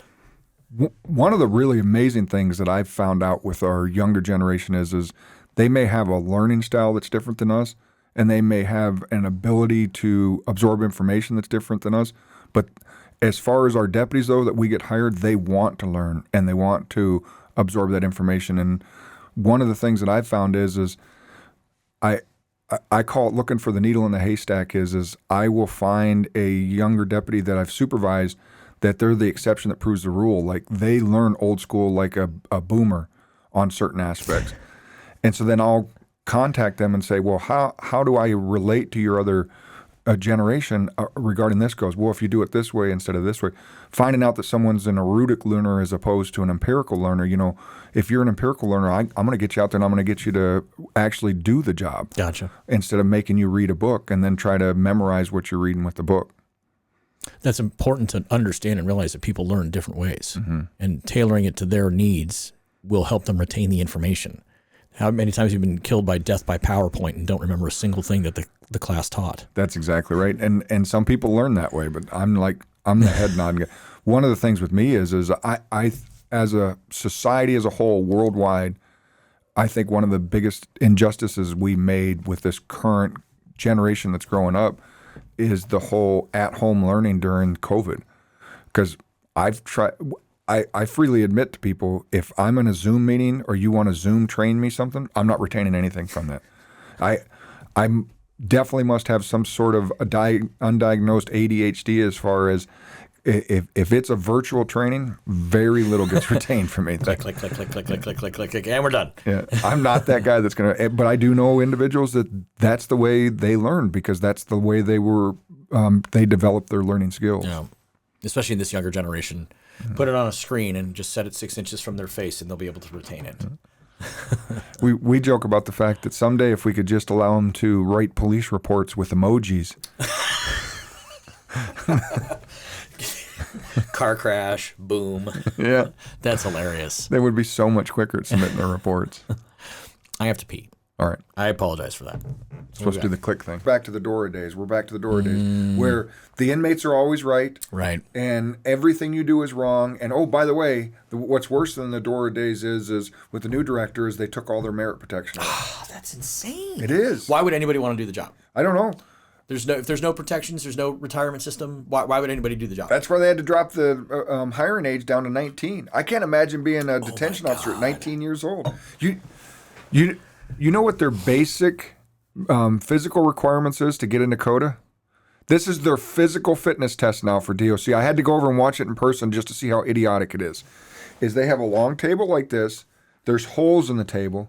This side of the table is painted black. This side of the table is painted white. They have these wood dowels that have white or black on them, and you have to flip the dowels from the black side over into the white side and flip them over. I'm not kidding. That's a physical test. They say that tests dexterity and eye-hand coordination. And then you have to walk a mile. Walk a mile? Doesn't matter how long it takes you. You just have to prove that you can complete a mile walk. You can run it if you want, but there's no time limit. It's a mile. So that's to become a corrections officer in the state of Arizona now, is you have to do this little stupid childhood mumbly peg thing, and you have to complete a mile. Congratulations, you're now a corrections officer. Let's send you to CODA. That's how desperate they have gotten to hire people. So if we treated this job with the dignity and respect that it deserved, we should be raising the minimum. We should be hiring better people. We should be that's what I've said a million times about law enforcement. When you cut funding for law enforcement, you're going to get the bottom of the barrel. You're going to get more officer-involved shootings. You're going to get more uses of force because they're not good. Like, there needs to be an understanding that, like, some people can do a job and others can't. It took the town of Superior to go through years. I know what you're talking about. Years of rampant crime because they didn't want to pay their employees anything. And at one point, every single sworn employee of the town of Superior, to include the chief of police, were all on the Brady list for misconduct and had been terminated for misconduct from other agencies, if not multiple agencies. And then we would go up there and the people would be like, well, the crime's out of control. Well, yeah. Pay them decent amount of money. Yes. You finally have to get a chief of police that has some ethics and some morals, and then he's going to tell you, we have to pay these people decent enough, and we have to send them to the schools and get them the training that they need. Were you aware of the situation? It would have happened around 2014 or 15 with Kearney, with the chief of Kearney PD that was... I remember Adrian Leos had to take over being the chief of police. Right. Well, so do you know Rudy? Do you know Rudy Lujan? Yeah. I love Rudy. Rudy is he's a good dude. He was one of my first ones. But I don't remember. I honestly can't recall why Leos had to take over for Kearney. So and my camera's rolling. I don't want to show you this. Is that the last name of somebody? Mm-hmm. Okay. Somebody mentioned earlier. Gotcha. He was part of that. What happened in Kearney, unfortunately. There was a chief that was like having parties at his house. He was a young kid, having parties at his house and was making command calls drunk on duty and all that type of stuff. And it was DPS SIU that went in, and that was my very first case I ever. I didn't work it. I was just learning. I was field training essentially and talking about it. But that was where I learned the fact that, like, when I went into SIU, being that we went all over the state, the experienced detectives were like, welcome to SIU. We're going to go into some towns in Arizona that you're going to set your watch back 40 years. And that is no joke because they just don't have money. They don't have funding. They don't have training. You know, it's like you want to defund the police, you're going to get a worse and worse outcome. That's the realities of what's going to happen. Exactly. And that's just so, and you guys are way underpaid too. Like the responsibility that Pinal County has, especially with Santan Valley, especially with as large of a city, not city that we are. It's like, yeah, you guys have no resources. Yeah, at least I get to always be glad the fact that I was part of the impetus that changed Superior. Good. That was one of the worst, absolutely the only internal affairs investigation I ever did that made me want to throw up. Really? If you read the police report, they actually talked about it on the news. Was this the one who was having sex with his body camera on and all that stuff? And jackass. Well, the sad part about that is that dude's evil. Really? Well, the reason I know he's evil is because of that case, I had to learn the difference between child pornography and child erotica, which the Supreme Court says child erotica is legal. It's legal. Yes. Just sad situation. It's something that I wish I would have never had to learn. I wish as a society we would never got to the point where we think it's okay that, hey, we can set up these standards. And that was one of the things that the computer techs were explaining to me is like there's these 5 standards, like the focus of the camera can't be on the genitalia, it can't be in an unnatural sexual position, like spread eagle or some sexual position, and obviously they can't be actually engaged in a sex act. But as long as you don't hit 3 of those 5, then it's child erotica and it's legal to own. Pee Wee Herman, that's what when they did the search warrant at Pee Wee Herman's house, he had stacks of these magazines and stuff, all child erotica, but they could never find any child pornography or, which is why he was never charged. Exactly. And this dude, he would have images that would have these 2, but not these, but then he would have other images. He knew he had danced right around the subject. And this is an individual that was the second in command of Superior PD who had been terminated for having sexual contact on duty with a high school senior when he worked for the Pinal County Sheriff's Department. And it's like, what? And you put him in charge? You made him your number 2? How did he keep his certification? I don't think he did. No. From leaving Pima to Superior. How did he keep his certification? I don't know. I mean, look, my certification got yanked. Yeah, he got it suspended. I don't know why it wasn't yanked. It should have been yanked. There are times when we'll get people applying for us that have had suspensions, and it's just like, how did you get away with a suspension on this? And then there's times where I've heard people get their certifications, case in point, where it's like, this didn't rise to the level. It makes no sense to me sometimes. I know an individual, he's truly one of the best younger generation professionals that I know. And he got his certification yanked because he forgot to tell in his pre-employment, he forgot to tell about the fact that after he turned 18, he had non-intercourse sexual contact with his 17-year-old girlfriend, and they yanked his certification forever. They didn't do the Romeo and Juliet clause or whatever?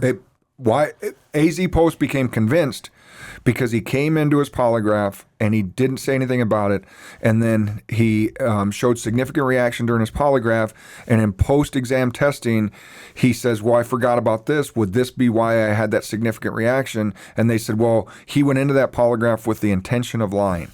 And there was no, I can tell you as a polygraph examiner, there was nothing in the records to indicate that this guy did anything more than he had forgotten and didn't realize that situation might apply to the question, and he answered it as truthfully as he could. And AZ Post says he can never have a certification in Arizona for as long as he lives. And it makes no sense to me whatsoever. But this individual, he just got his certification suspended. God, I hope it's gone now. Yeah. Well, I never did go back and check, but I know that based on my investigation and what we provided, I was in regular contact with the AZ Post auditor, and AZ Post was normally they contact someone in that situation. They're like, hey, you want to relinquish your certification? And this individual was like, no, I'm fighting it. Right. I'm going to fight you tooth and nail. And I was scheduled to testify at it and stuff like that, go down to post, and he never showed up. Yeah, it's probably smarter that way. Yeah. So I got to imagine that unless he filed like an appeal and said I had a car emergency, but they never contacted me back, which leads me to assume that his certification's gone, which is what it should be. And how do you keep those officers and those people? You know, there's bad apples in every single thing. You know what I mean? Like, that's inevitable. That's going to happen. But how does somebody like that allowed to continue in a police department doing the job that puts those people in prison who do those things? Exactly. I don't understand that mentality at all. I'm a Christian. Same. And I believe that not everyone that's a Christian will get to heaven. And I believe that that's the sin right there that's going to put people over, because it's just unforgivable. It's just unforgivable. Absolutely, positively unforgivable. I did child sex crimes, and that was. Did you ever go to the Crimes Against Children conference? Mm-hmm. Some of the training breakouts. I remember one breakout that, like, just seeing they did a debrief on this salacious case out of somewhere in California, and they showed just a 15-second clip of some of the absolute disgustingness that was on this phone of the suspect, and it's one of the grossest things I've ever witnessed in my life. Oh. It's like, how does another human being think like that, act like that, and then do that? I don't get it. I don't get it either. One of our he's now retired, and one of our best child sex crimes detectives that we had, and just the testimony disturbed me, but the fact that he had to investigate it. I will give this mother credit, because when we asked for the forensic interview on the daughter, she figured out what was going on, and so she moved for sole custody of her child. And we actually got subpoenaed, myself and the child sex crime detective that was assigned to the case. We had to go down to Tucson to Pima Court, to family court, and we had to testify in front of the judge.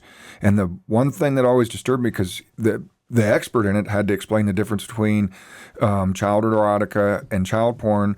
And he says, and I'm a recognized expert in identifying, and it's not, and he's going to get mad at me, because you're not supposed to call it child pornography. You're supposed to call it CSAM, criminal sexual, I'm forgetting, I'll have to look it up, but is the correct technical term for it, because child pornography lessens how bad it is. Really? Yes. Okay. Because the porn industry is a legitimate, whether you agree with it or not, the porn industry is a legitimate industry, and so they don't want you to associate child crimes against children with a legitimate industry, so they call it something else in the business. Okay.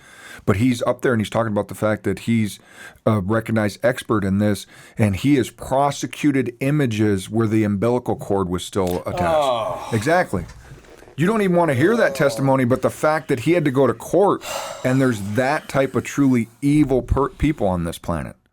That is a hard thing to get through to some people, is that we need to recognize that evil exists. Truly exists. When you want to defund the police, you're taking detectives out of the detective room and putting them back in a patrol car, and that crime's not going to be investigated. It might at some point in time, but there's nobody going to be working that case. Nope. That's why I'm totally against the whole defund the police movement, because people don't realize that.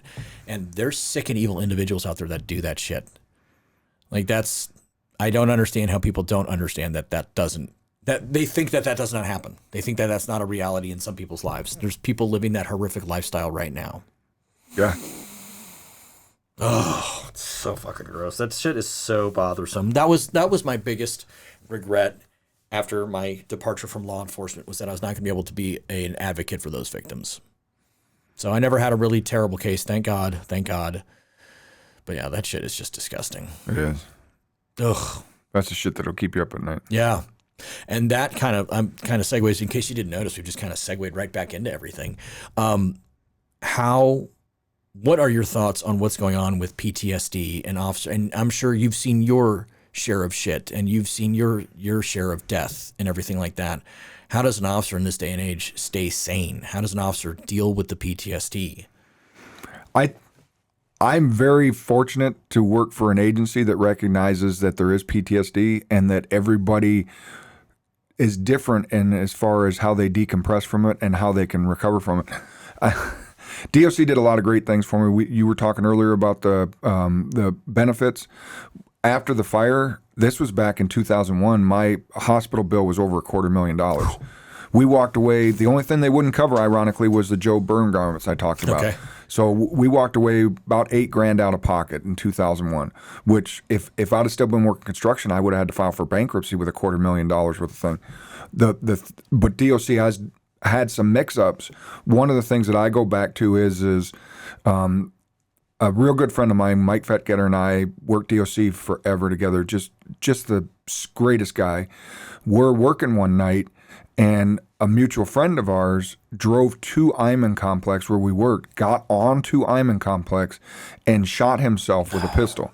And we were just the other side of the fence. We used to use the park horse equipment that what the inmates did, and we were working graveyards, and we would do push-ups and lat pull-downs, and we were out there working out. And we heard the gunshot, and we thought, well, it's a perimeter officer shooting a coyote, is what we thought. And then the whole thing about it was our friend, he had shot himself with his pistol. It didn't do the job, so he grabbed his shotgun out of the saddlebag and shot himself with the shotgun. And when we heard the shotgun, we knew there was something wrong. Well, then we find out who this is, and it's both Mike and I's mutual friend, and we're discussing it about there were warning signs. There's always warning signs, but the guy always had difficulty, and we're discussing it. Well, DOC at the time had just started to institute their critical incident stress debriefing team, and they come in and they grab Mike and I and they stick us in different rooms, and we're in different rooms, and then here comes the team coming in and talking to me. Well, one of the members of the team was a dude that I did not get along with at all. On a day-to-day basis, he was the cutting corners, don't sweat the small stuff kind of guy, wouldn't do his job, but he saw this as critical incident stress. It's cheap overtime for me. It's easy overtime. I could sit in these classes, death by PowerPoint, and now I get to wear this special ribbon. So he comes in there like that, and he starts talking to me, and I was like, dude, I don't want to talk to you about it. Oh, if you don't talk about this, you're just going to bottle that all up. And I finally had enough with him. I said, we were talking about it. Mike and I were discussing this outside. We were having a conversation over cigarettes about this, and we were working our way through it. You guys are the ones that decided this isn't working for me. Understand that at no point am I going to have a conversation with you about my friend killing himself, because I didn't like you before today, and I'm sure is now not going to like you tomorrow, especially because of what you're doing here. But he had went to training, and he knew what that was. Then fast forward to the sheriff's office, there was a fellow deputy that I worked with that at one time I considered a friend. He graduated, and I still do. I don't have any hard feelings for the guy, but I mean, we were actual friends. I had his wife and him over to our house and everything. He was an EOD tech. Okay. He got activated, went over there, did a tour in Iraq, came back, and he got activated a second time. There's nobody at the sheriff's office that worked then that will tell you that he was the same person when he come back from his second tour than he was from his first tour. No. And we had no mechanisms back then to do anything about it. Okay. You just were like, hey, there's something wrong with him. Right. And nobody knew how to talk about it. No one would talk about it. There wasn't any avenues to get him the assistance that they needed. And he imploded. I was the one, he lived inside the city limits of Florence, committed some criminal acts, I had to show up at his house to assist Florence PD.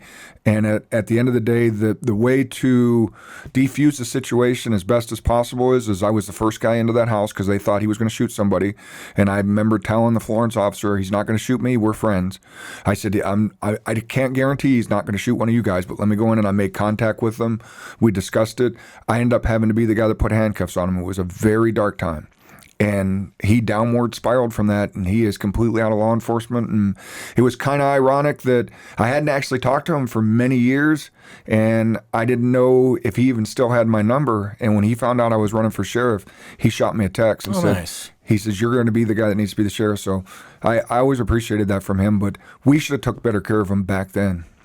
What are some things that departments can do now, though? What services do you have in place? We have a lot of services, but one of the things that we definitely need to do as a supervisor, and I will use this as an example, I'm forgetting his name right now, but he just pled guilty. He murdered his entire family in Casa Grande, and it was one of the most horrific scenes. He actually beheaded his 4-year-old niece. Yeah, brother. And it was like one of the worst scenes you ever seen. Like, he knifed his entire family to death, and then presented the bodies. I mean, they were actually posed. And when the first deputy went on scene and he had to go in there, because we get called to emergencies, we don't have the option to not go in there. It's not, well, today I feel bad and I'm not going to do this job. When you're called, you have to go in there. So the first deputy that went in there, they went into the scene, contacted their supervisor. The supervisor went in there, arrived shortly thereafter, but immediately recognized nobody needs to see this except for the people that need to see this. And we broadcasted it over the radio that this scene is now locked down. We're not having any looky-loos come in here because nobody will be able to unsee this. And so that's one of the first things that we have to do is we have to recognize that you may want to be. There was a situation here in Santan Valley where an individual, still one of the freakiest crime scenes I've ever seen, where the individual, he wanted to commit suicide. He tied a cord around a light post in a parking lot and then run it through the window of his truck, got into his truck and tied it around his head and then took off at a high rate of speed, bro.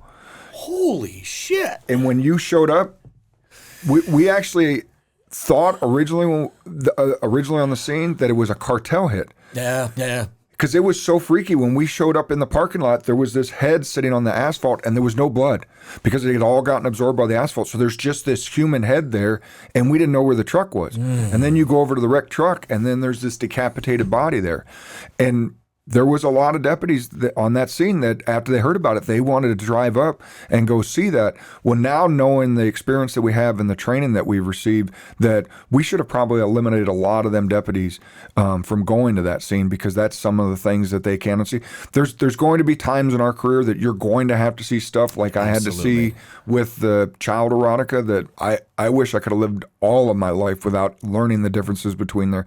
But I did the job that was required of me. But let's try to eliminate as much as possible, and then the people that did get experience to them, let's find out how they best process that. Yeah, or not process it. Yeah, that is one of the things that there are things that I had an emotional attachment to that elicited emotion stuck with me post law enforcement, and then some things just were like water off a duck's back. Like, it was just a car accident, no ever. But I think that limiting that exposure is going to be huge. And when you're young and you want to see all the cool things and experience all the cool things, that's the stories that people want to hear. That's when you go to a party, you're the hit of the party. When you're a police officer, everyone wants to hear your cool stories. Yeah. You can be surrounded by surgeons and doctors and really interesting people, but everybody wants to hear the cop stories because they've seen it on TV a million times.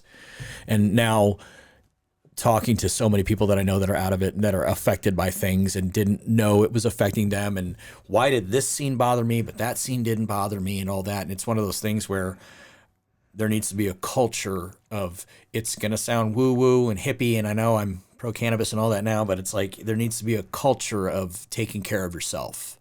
There needs to be an emphasis on debriefing in a positive way, talking about things in a way that allows people to decompress and then attach themselves to the feelings and emotions that they're feeling and then express it however they express it. But yeah, bottling that shit up, just like that guy said, he's right. But yeah, that's the wrong way about going about talking to people, is in a setting that they're not comfortable with, with people that they're not comfortable with.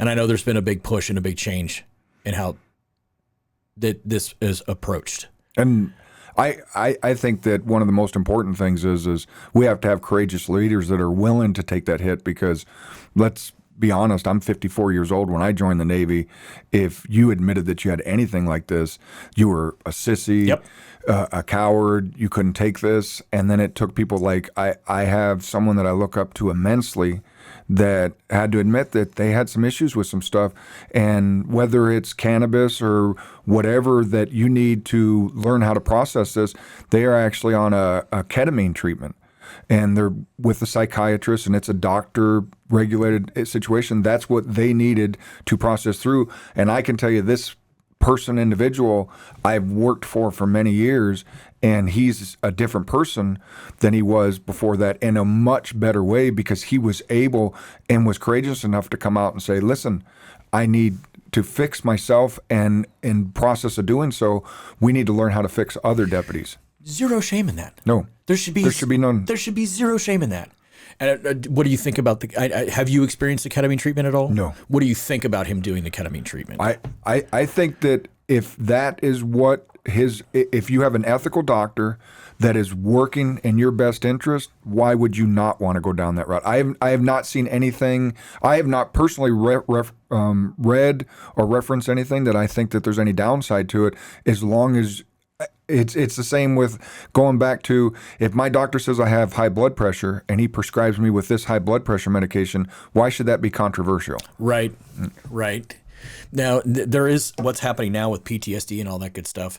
There's a big push for psychedelics and treatment with MDMA, pure MDMA, in a therapeutic setting where you take the MDMA and then you have a psychiatrist that takes you through, psychologist, psychiatrist, therapist that takes you through the experience and the lived emotions and all that to get that stuff out. And then also with psilocybin mushrooms and all that good stuff. And I'm here to say I think all of that's fine when therapeutically used. Yep. When I wouldn't have a problem with that. And this is where I get to break off into my cannabis spiel. No, but that's the thing though, is that one of the things I didn't realize when I started using it for my back pain. And there was a particular night, I've told the story before, where I had an emotional breakthrough after I medicated. I was sitting in my kitchen, had an emotional breakthrough, had a epiphany essentially. And then that's when I actually started, and this was in my infancy of using it, because I didn't use it as obviously until I was post law enforcement. I did as a kid, but whatever. Where I started to see like medicinal mental health benefits when used appropriately and responsibly. And as we're moving into an age where it's legal, but it's not legal, it's legal, but it's not legal, you know, like, and it's one of these things where I wish that, I don't know, I would love to actually hear what your thoughts are on cannabis specifically, and what are your thoughts on it? I hate the smell of it. Understood. Understood. My view of cannabis changed when my grandma was going through ovarian cancer. Okay. I often replayed this scene in my head to wonder what would have happened different if she would have said it. But I was a corrections officer with the state of Arizona, and my grandma was wilting away to nothing. She had a shunt in her chest for her oncology, for her chemotherapy, and she had no appetite. And I remember being in there with the oncologist and him telling her, you need to do something to get your appetite up. You need to do something to get your appetite up. You should try marijuana. And this was when it was completely illegal. Yep. He says, you should try marijuana. And my grandma, God bless her, she said, nope. If it was good for you, the government wouldn't have made it illegal. That was. I'm not laughing at your grandmother. Yeah, but yeah. no, you have to, because that was her generation, the greatest generation. I mean, World War II and all that. But that was her mindset. Was she didn't see that the government did anything wrong, and the government would not have made it illegal if it wasn't. And I remember thinking, would it have postponed her life any longer if she would have been in today's day and age where it is legal and there is more information as far as that goes. It's one of the few things that my beautiful wife and I will be honest with you, disagree about. Her being an international flight attendant, her and I disagree on the airline passengers' Bill of Rights. Okay. And we also disagree on marijuana. I disagree on it with her for a little bit different than what you might think. I hated the medical marijuana law when it was passed. Okay. It was poorly written. Agreed. And there was some huge issues with it. And at that point, I became, if you're going to make it legal, just make it legal. Put some stipulations on it. You have to be 21 years old, 18 years old with a doctor's prescription. But let's get some regulation behind it so we know actually, let's get some doctor's input on it. Let's actually research it like we do any other municipal drug and actually get some documented proof on that. But this matter, I had an issue when they passed the medical marijuana law that in the little small town I live in Florence, every person that had a medical marijuana card was for lower back pain. Right. Now, you obviously know what lower back pain is, and I know what lower back pain is, especially now at 54 years old, but every 22-year-old kid I would run into had a medical marijuana card for lower back pain, and it was issued to them by a chiropractor. Yes. And that was where I was just like, listen, let's just get this. If that's where society is moving, let's give society the tools so they can actually investigate this the way they need to investigate it. Would you, if we had more emphasis on it or more research, what would your stance be as far as deputies using it? It's a legal state. You can use it over 21. I'm not trying to paint you in a corner, by the way. I'm genuinely curious what your thoughts would be. My biggest concern would be so people watching or listening don't understand that in Arizona, you need two things to be a certified peace officer in Arizona. You need to be appointed and working for a law enforcement agency that has the authority to enforce the law, and then you also have to hold a certificate from Arizona Post. Arizona Post is literally who gives us our license to practice law enforcement, and they set up the minimum standards.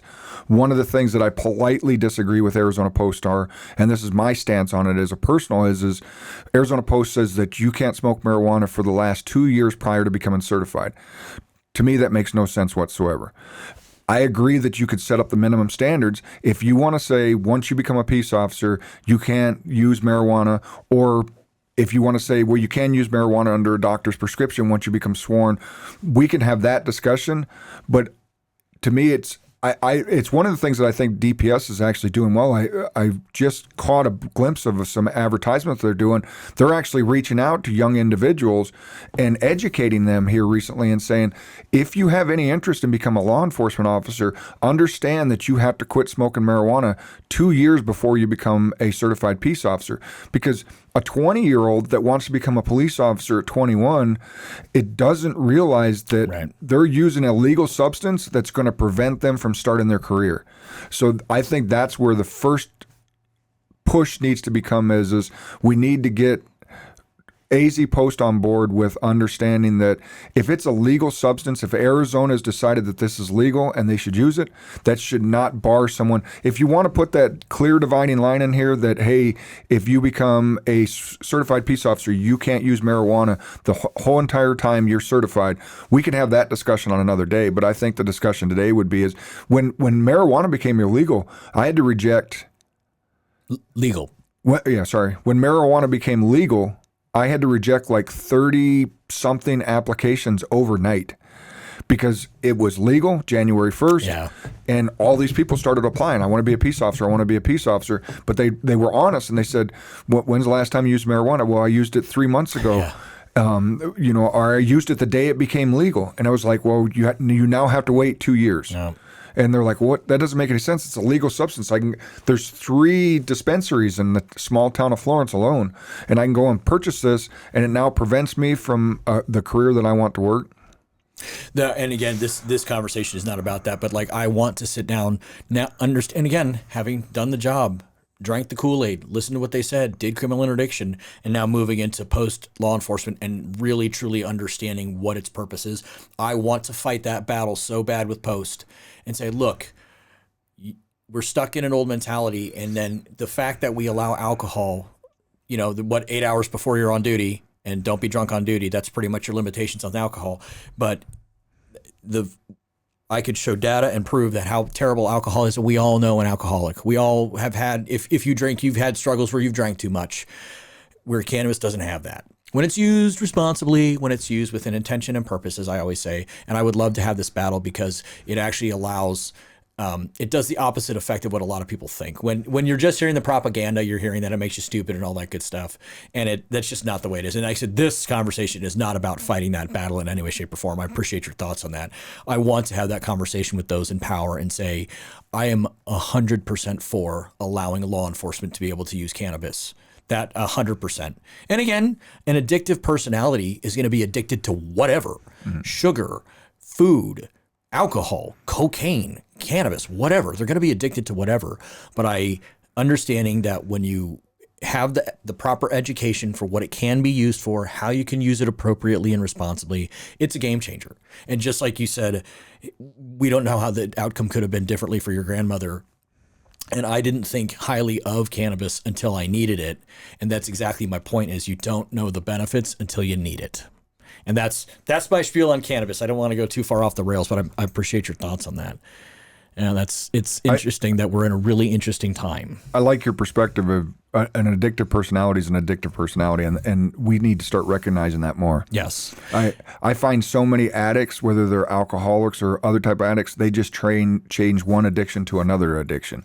And so you used to be addicted to, I have one that I can think of in particular so you used to be a alcoholic, and that's great, you did away with that, but now you're smoking 2.5 packs a day and you can't walk up a flight of stairs. You didn't deal with the problem, you just changed the problems. and dealing with the problem. That's exactly it. And that's the one thing I felt a little bit more is that, like, when I medicate responsibly, like, yeah, I'll totally admit there's times that it's 11 o'clock at night. I'm going to hit a little hard. I'm going to watch a movie. I'm going to chill.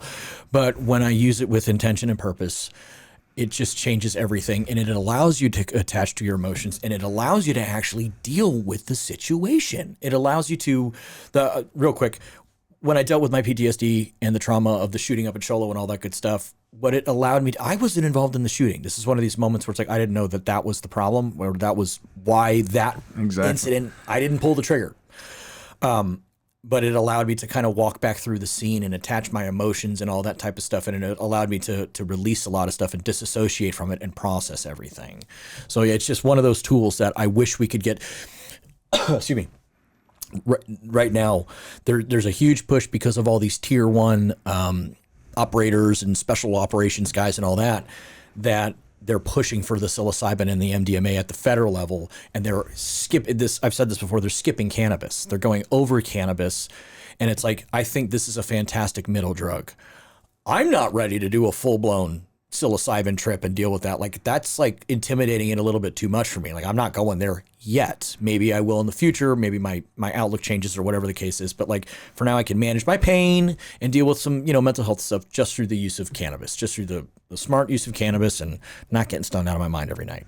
And that's the thing too, is that it does not have the impairing effects. I want to talk to Frank more. I want to have Frank back on and talk about the DUI side of things too, because I'm never a denier. No, you should not drive while impaired. No, you should not work while you're impaired or anything like that. And there are people that say you can't be impaired on cannabis. You can only be medicated. I respectfully disagree with that, and I'm a cannabis user. I can introduce them to some people.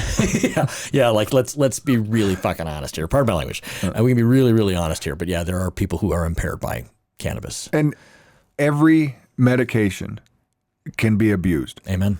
I just went through a court case where an individual unfortunately passed away from morphine. Okay. Well, morphine has legitimate use. I personally will want to live the rest. Well, I should say I will live the rest of my life and never be on morphine again. But they had me on morphine during the coma and afterwards. And I don't know how anybody can abuse it. I mean, I wanted it off so bad. The morphine dreams that you have while you're on high levels of morphine are some things that just glad that part of my life is over with, is the way we're explaining it. But the fact that someone was so addicted to morphine that they passed away from it, that's a completely different. So every drug can be abused. I would never be able to abuse morphine. It's not in my nature, but someone else could. So we need to look at the fact that there are people that abuse every type of medication. Oxycontin is hillbilly heroin. That's a funny term. I did want to ask about that, though, like this fentanyl crisis. This is insane. How, in the position that you would be in, what would your role be? What would the department's role be in fighting this? It's a war. It is. One of the biggest things we have to start fighting it as a war is just up at the state legislature, and we have to have better charging depending on what the fentanyl is and the amount of the fentanyl. Just like we have where the more cocaine that you carry, our laws have not kept up with that as far as fentanyl, because it is so powerful right now. But really on a charging level, whether you had 5 pills of fentanyl or 500 pills of fentanyl, the charging pretty much stays the same. And then the potency of the fentanyl stays the same. And you also have to look at it, the other substances that are used in the creation of those fentanyl pills, the illicit ones, not the legal ones, those chemicals, if you knowingly use chemicals that are going to greater risk someone's life, that there should be a better charging on it as far as that goes. A couple weeks ago, I went down to the Zone. Are you familiar with down in Phoenix? Yes. With an organization who I had on the podcast. I still need to finish that one. But I did go. It was not in a patrol level, obviously. It was at just a human level of going down and just assisting these people who were in the situation. And that was absolutely positively a life-changing experience for me. I was only down there for a few hours, and I'm going to release a whole thing on it. Cool. But it was very, very different to just go down there in a humanitarian way and offer these people a little bit of food, a little bit of water, and that was pretty much it. And to talk to these people, nobody wants that life. Nobody wants to pick up and become a fentanyl user. And the number one thing that was the most surprising to me was that these people were actively asking for Narcan because they didn't want to die. They didn't want to die, but they also don't want to stop using because then they're going to become dope sick. Once they become dope sick, that's, the worst. They feel like they're going to die. They feel like they want to die. Yep. But that's sort of one of these things where my mind has been changed a little bit. I was a hammer 'em all. The drug addicts, hammer 'em all. I used to be that way. And again, just older age maturity and life experiences and all that. I understand that. And I don't know what a law enforcement agency's role is in this crisis. The dealers, hammer them. Bringing it across the border, hammer them. The user, what do you do? One of the big things that I'm really glad that the sheriff's office is doing is we now have a reentry team, and I just met with the director of the reentry team, and I think we're 20 weeks into it, but we're eventually going to have a new fascia onto the front of the sheriff's office, the jail side of it, and the county attorney does a really good job of equating it to the San Diego Zoo. If you've ever been to the San Diego Zoo, there's no way to get out of the zoo without going through the gift shop.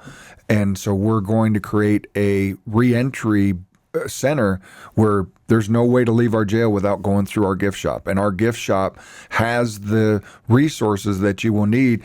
Pinal County is the size of the state of Connecticut. Mm-hmm. And depending on where you are, there's different services for you. But those rehab services for you, them ending up in a halfway house where there's no one there to assist you with when you're going through those times of crisis is truly sad that we would let down society at that aspect. And so that's one of the things that our reentry team does is, and I agree with you completely. I mean, drug smugglers that bring in the drugs in here, hammer them. Yep. Drug dealers that are selling to these people, hammer them. Drug users that are using this, give them the opportunity to get off of it and find out that there's different ways to deal with their emotions, different ways to deal with life strifes. A lot of times I've met people that when they were addicted, they started using the drug because there was something that happened in their life that they didn't know how to cope with it, so they used this substance to cope with it. And let's get them better coping mechanisms and better ways to deal with life situations that come in front of you. One small thing that it was a few years ago, it was during COVID. Everything was locked down. Somebody on a local Facebook page said, I run a halfway house. We don't have a car. None of us can go get a license. And all these guys just came out and we just need some food. Can somebody help? So went down, got him a box of food. And the one thing I was talking with the gentleman about is he's like, here's the problem that's happening. These guys are getting out and they're coming to my home and they're not given any kind of identification. They're not given any kind of Arizona legal identification. Their DOC card doesn't count. And I'm sitting here thinking to myself, wait a minute. One small step to getting them employment would to just have a identification issuance place at the exit, go through the gift shop. And why isn't this just part of the process?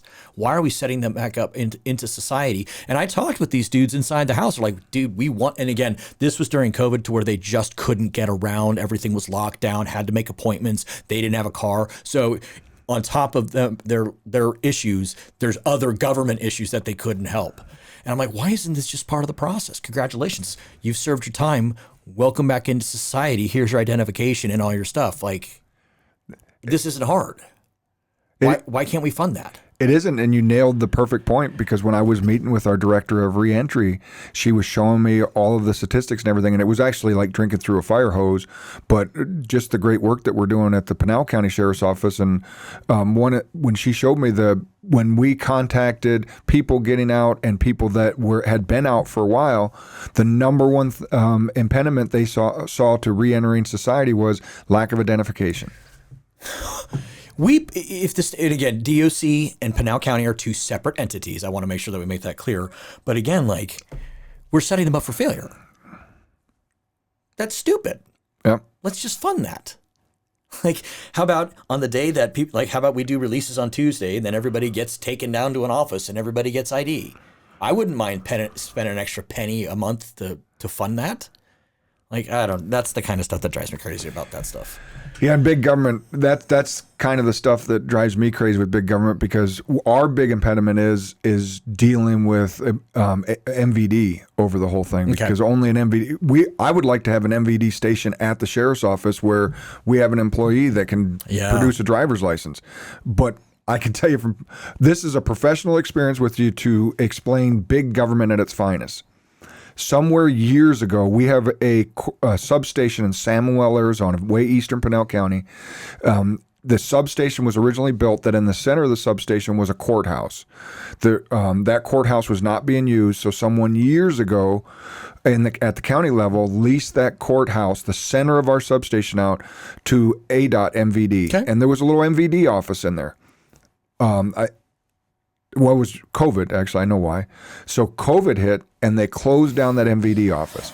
So no one had access to that MVD office. So then we start looking at it as we go on 2 years. I make lieutenant, and I promote to lieutenant. I'm getting briefed from our agency small enough that really the only way for you to make lieutenant is a lieutenant has to retire.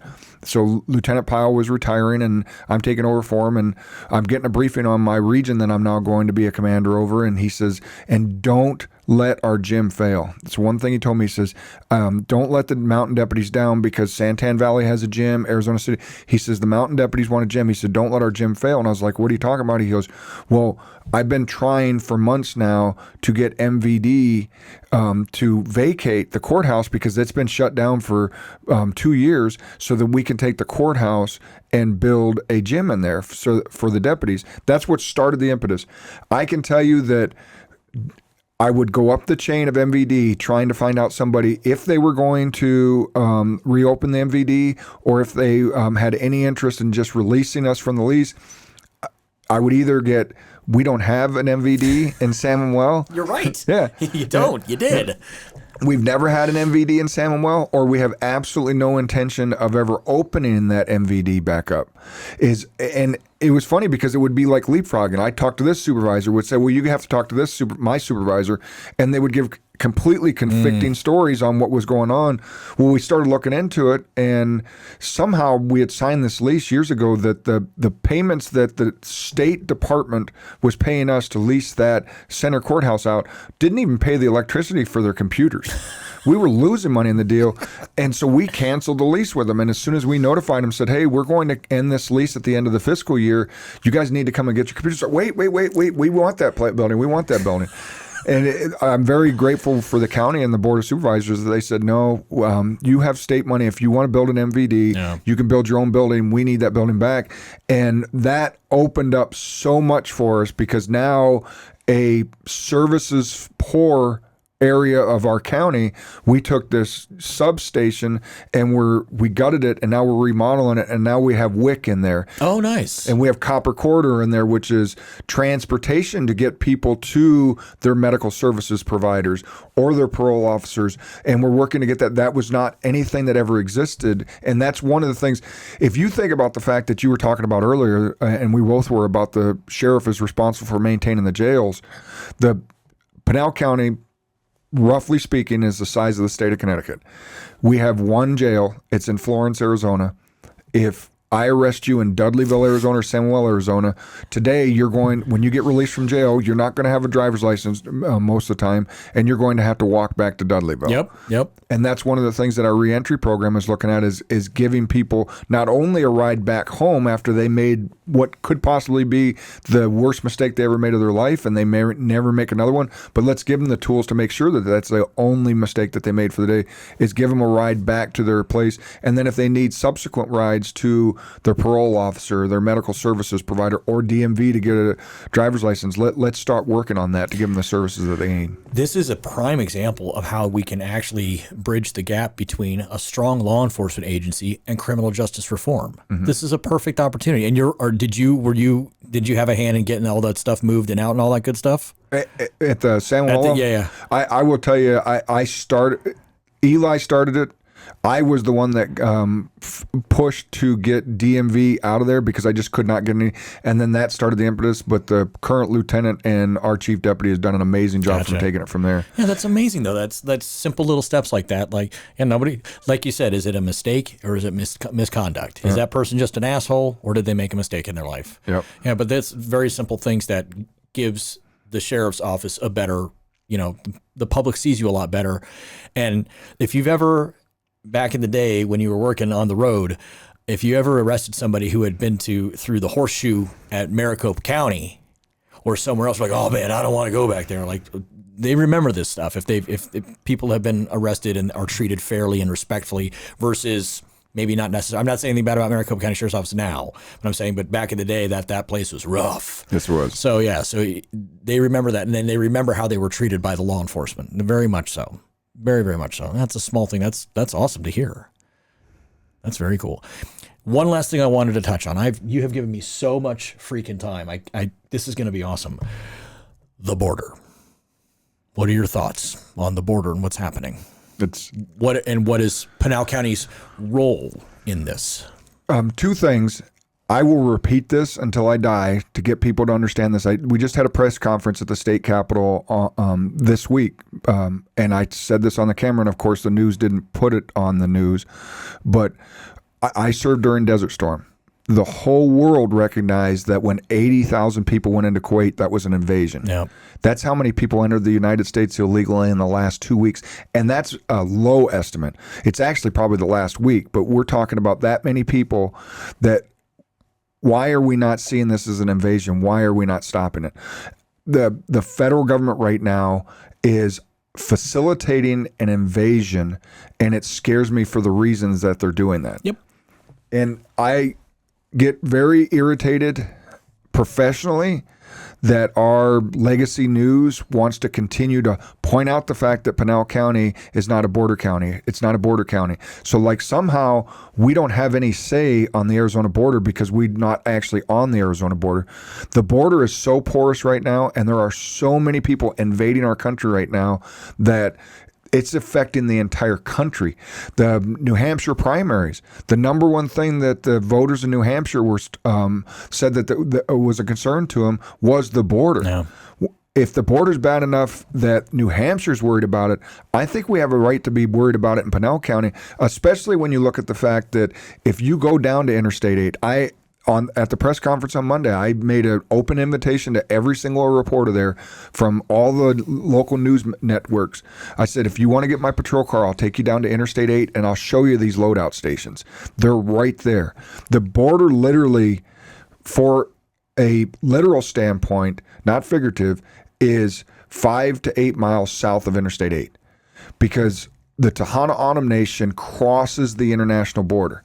And the cartels are exploiting that, and they're coming across the Tohono O'odham Nation. They are victimizing the Tohono O'odham people, in my professional opinion, and they are utilizing their land to bring drugs and human smuggling and children across there.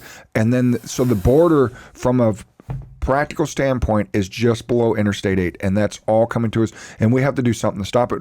Two of the things, the press conference unfortunately didn't make the news because of the Kerry Lake DeWitt thing that occurred. It was the same day, but two bills were introduced. One of them, I'm not going to describe it any other way than it mimics the state of Texas's law. It just says that if law enforcement has probable cause to believe that someone entered the country illegally, we have the right to arrest them.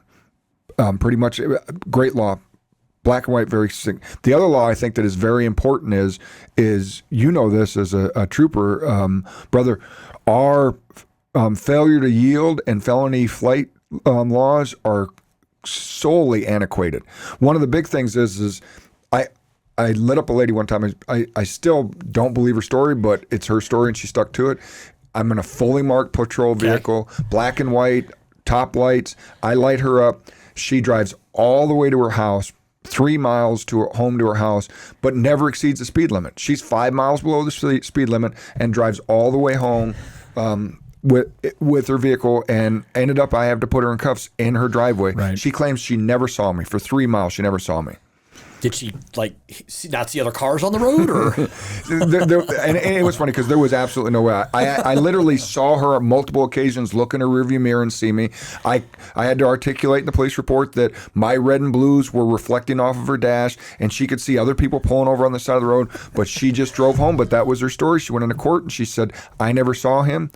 She gets the same exact punishment today as someone that if we light them up on Interstate 10 and they're a drug smuggler or a human trafficker and they do 110 miles per hour and drive into oncoming traffic. We can add aggressive driving or reckless driving, but the felony flight is the same punishment for both them individuals. And so the second bill that we did that I think will go a long way to combating this is the bill that was introduced by some outstanding senators says, listen, if you flee from the police and you exceed the speed limit, this is an additional punishment. Okay. If you drive into oncoming traffic, there's an additional punishment.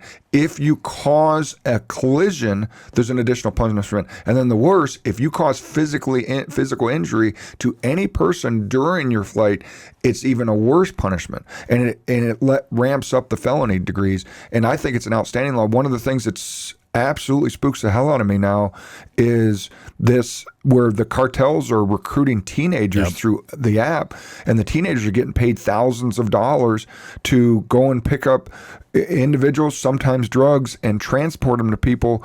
And the one that we had in Pinal County that was real eye-opener, and I wish more people would realize how spooky it's become, is we had a teenage girl with her baby in the car smuggling human beings in this country, and she was riding in tandem with another vehicle that had humans and drugs in it, and the cartel contacted her via the text or the app and told her to ram our cop car. She was the heat vehicle. Yes, exactly. Yeah, been there, done that. Yeah. Nothing has changed. Nothing has changed in 20 plus years. Isn't that crazy? Nothing has changed. The more things change, the more they stay the same. Regarding, you said that you think that the bill, where if an officer has probable cause, they can arrest for being an illegal immigrant in the country. That's going to get a lot of pushback. Mm-hmm. That's going to get a lot of pushback from, it's racist. They pulled me over because I'm brown. They pulled me over because I'm black. They pulled me over because of this. They pulled me over because of that. I haven't read the bill. This is the first I've heard of it, but I want to give some insight to people that you build your probable cause after you've made the traffic stop. If you make a traffic stop because someone's going 100 miles an hour, well, the traffic stop is for the 100 miles an hour. Could this be abused? Possibly. Any law could be abused by anyone if they're not ethical. But we have to get a handle on this. We have to get a handle on what's going on in our country, and I'm 100% for that. I believe in a strong border. I believe in a strong process to get here, but a strong border, and you have to follow that process. Exactly. As a husband of a legal immigrant to the United States, I love the immigration, the people that come here that want this country but follow the legal standards for it, and guarantee you that the Pinal County Sheriff's Office will fight fervently for everyone's civil rights. And yes, every law can be abused. I remember, I explained this the other day, is the fact that when I started in law enforcement 17 years ago with the Sheriff's Office, one seed of marijuana was a felony. And now it's legal. That shows you how much some things have changed. But also, when I started with the Sheriff's Office, there was still a law in the books in Arizona that said that the passenger had to produce ID even if they didn't do anything wrong. Well, that was in violation of people's civil rights. And I'm so glad that someone finally recognized it and said, hey, this is a violation, and they took it up, and now that law no longer exists. That the passenger has to be guilty or have probable cause to believe that they committed their own criminal act, like throwing trash out the window or something like that. But yes, nobody's civil rights should be examined, and it has nothing to do with race. No, nothing. Because if you look at the pictures of the people that are invading this country, they're coming from everywhere, from absolutely everywhere. And the thing that spooks me the most is who is funding this invasion. I will tell you that Chad, Africa makes Ethiopia look like a resort from most of my readings. It's typically the poorest country in the world or the second poorest country in the world. 6 people in the desert in Arizona from Chad, Africa, and all 6 individuals are wearing brand new shoes, brand new pants, brand new shirts, and brand new backpacks, and they have cell phones and gift cards in their backpacks.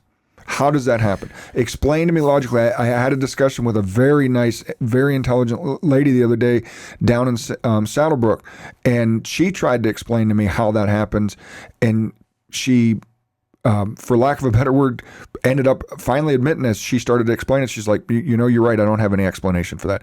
Her thought is that there was people in the United States that were legal immigrants from Mexico, and they can go to a clothing bank and get extra clothing, and then the clothing that they don't use, they send to their family members down in Mexico who need it, and then that's probably why all these people are dressed the same. And I said, I understand your logic. If the people in Mexico need this clothing, they're not going to give it to the people that just arrived in Mexico from Chad, Africa, or Somalia, or from China, or wherever they're coming from. They need that clothing. There's someone that's supplying this equipment and these resources to get them over. They had to ride a ship over to Mexico to get from Africa to get to the southern border, and they're coming from all around the world in here. That is something that is different from when I was out there.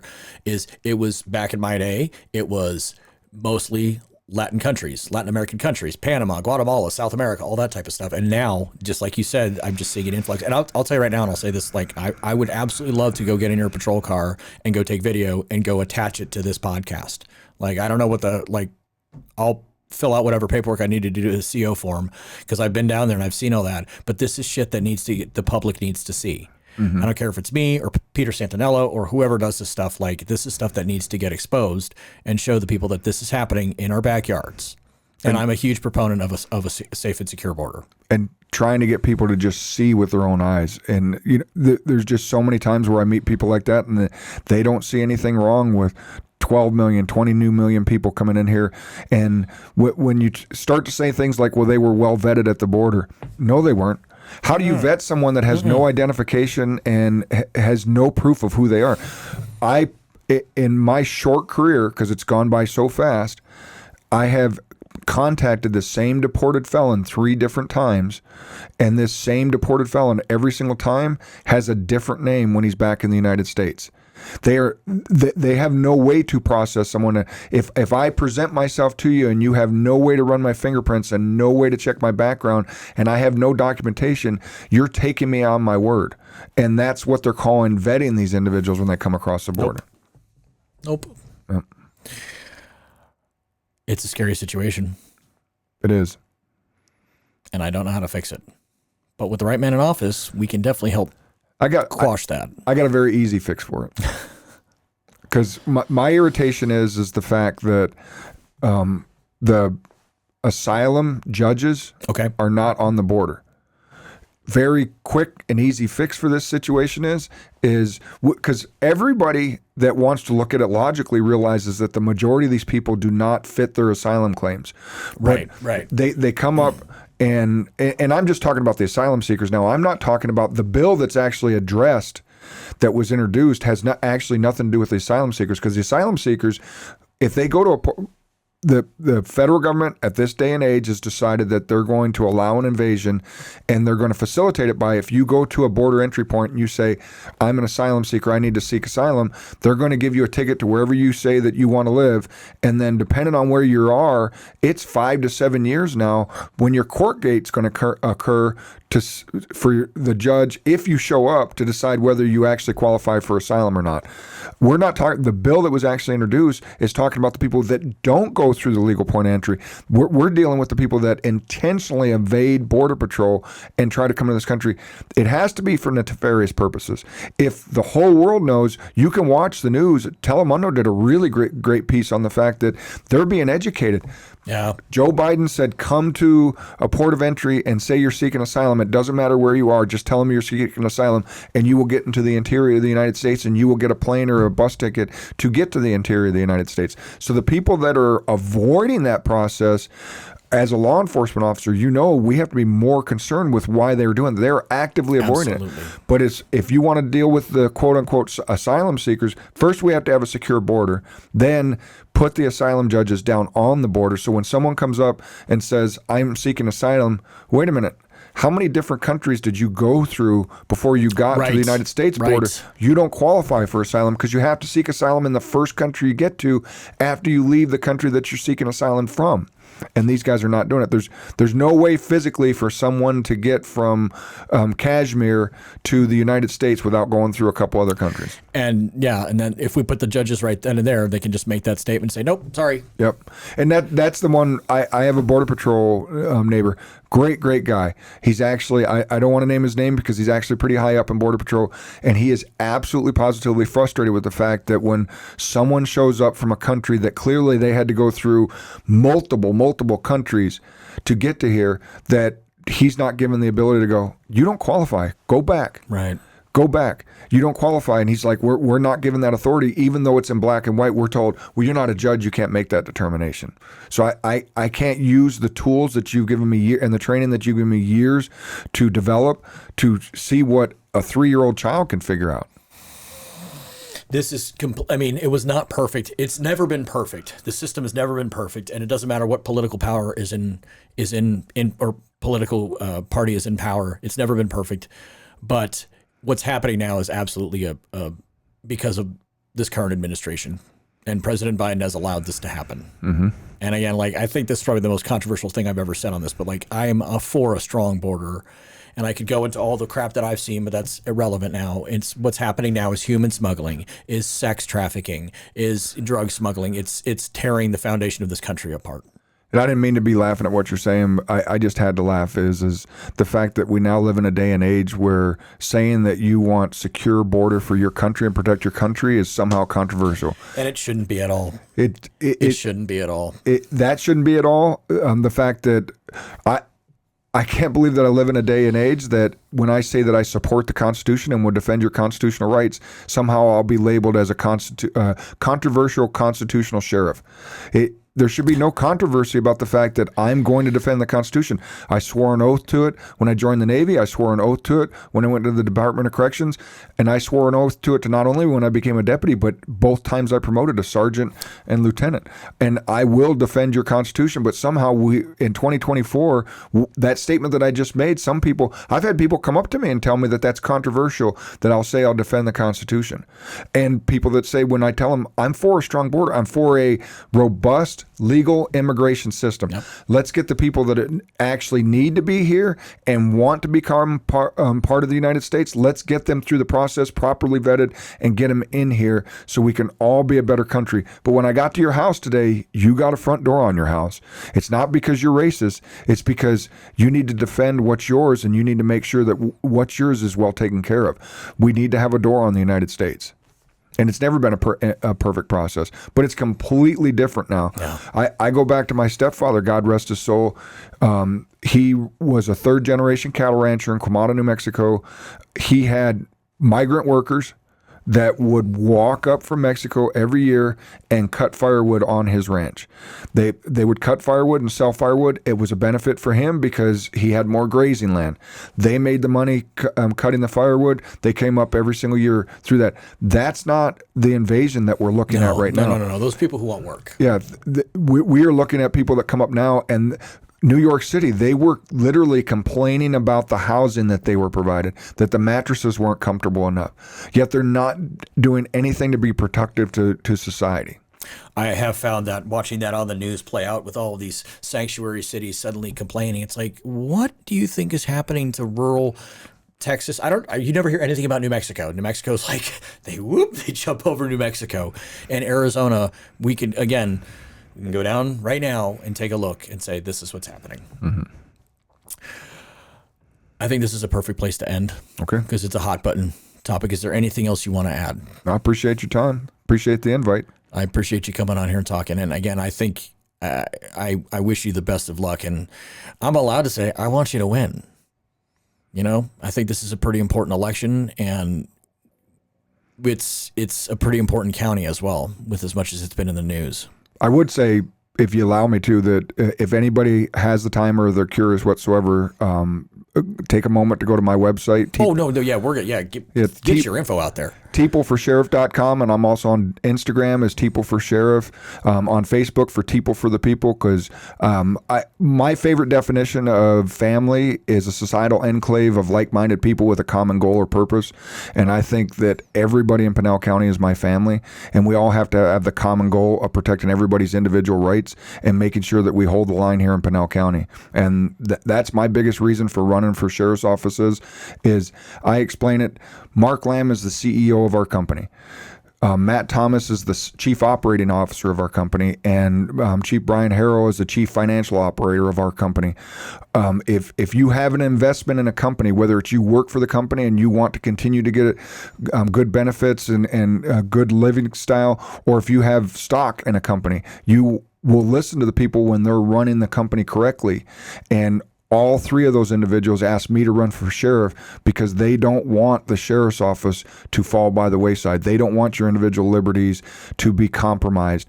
And every election's important. And every election we say this is the most important election.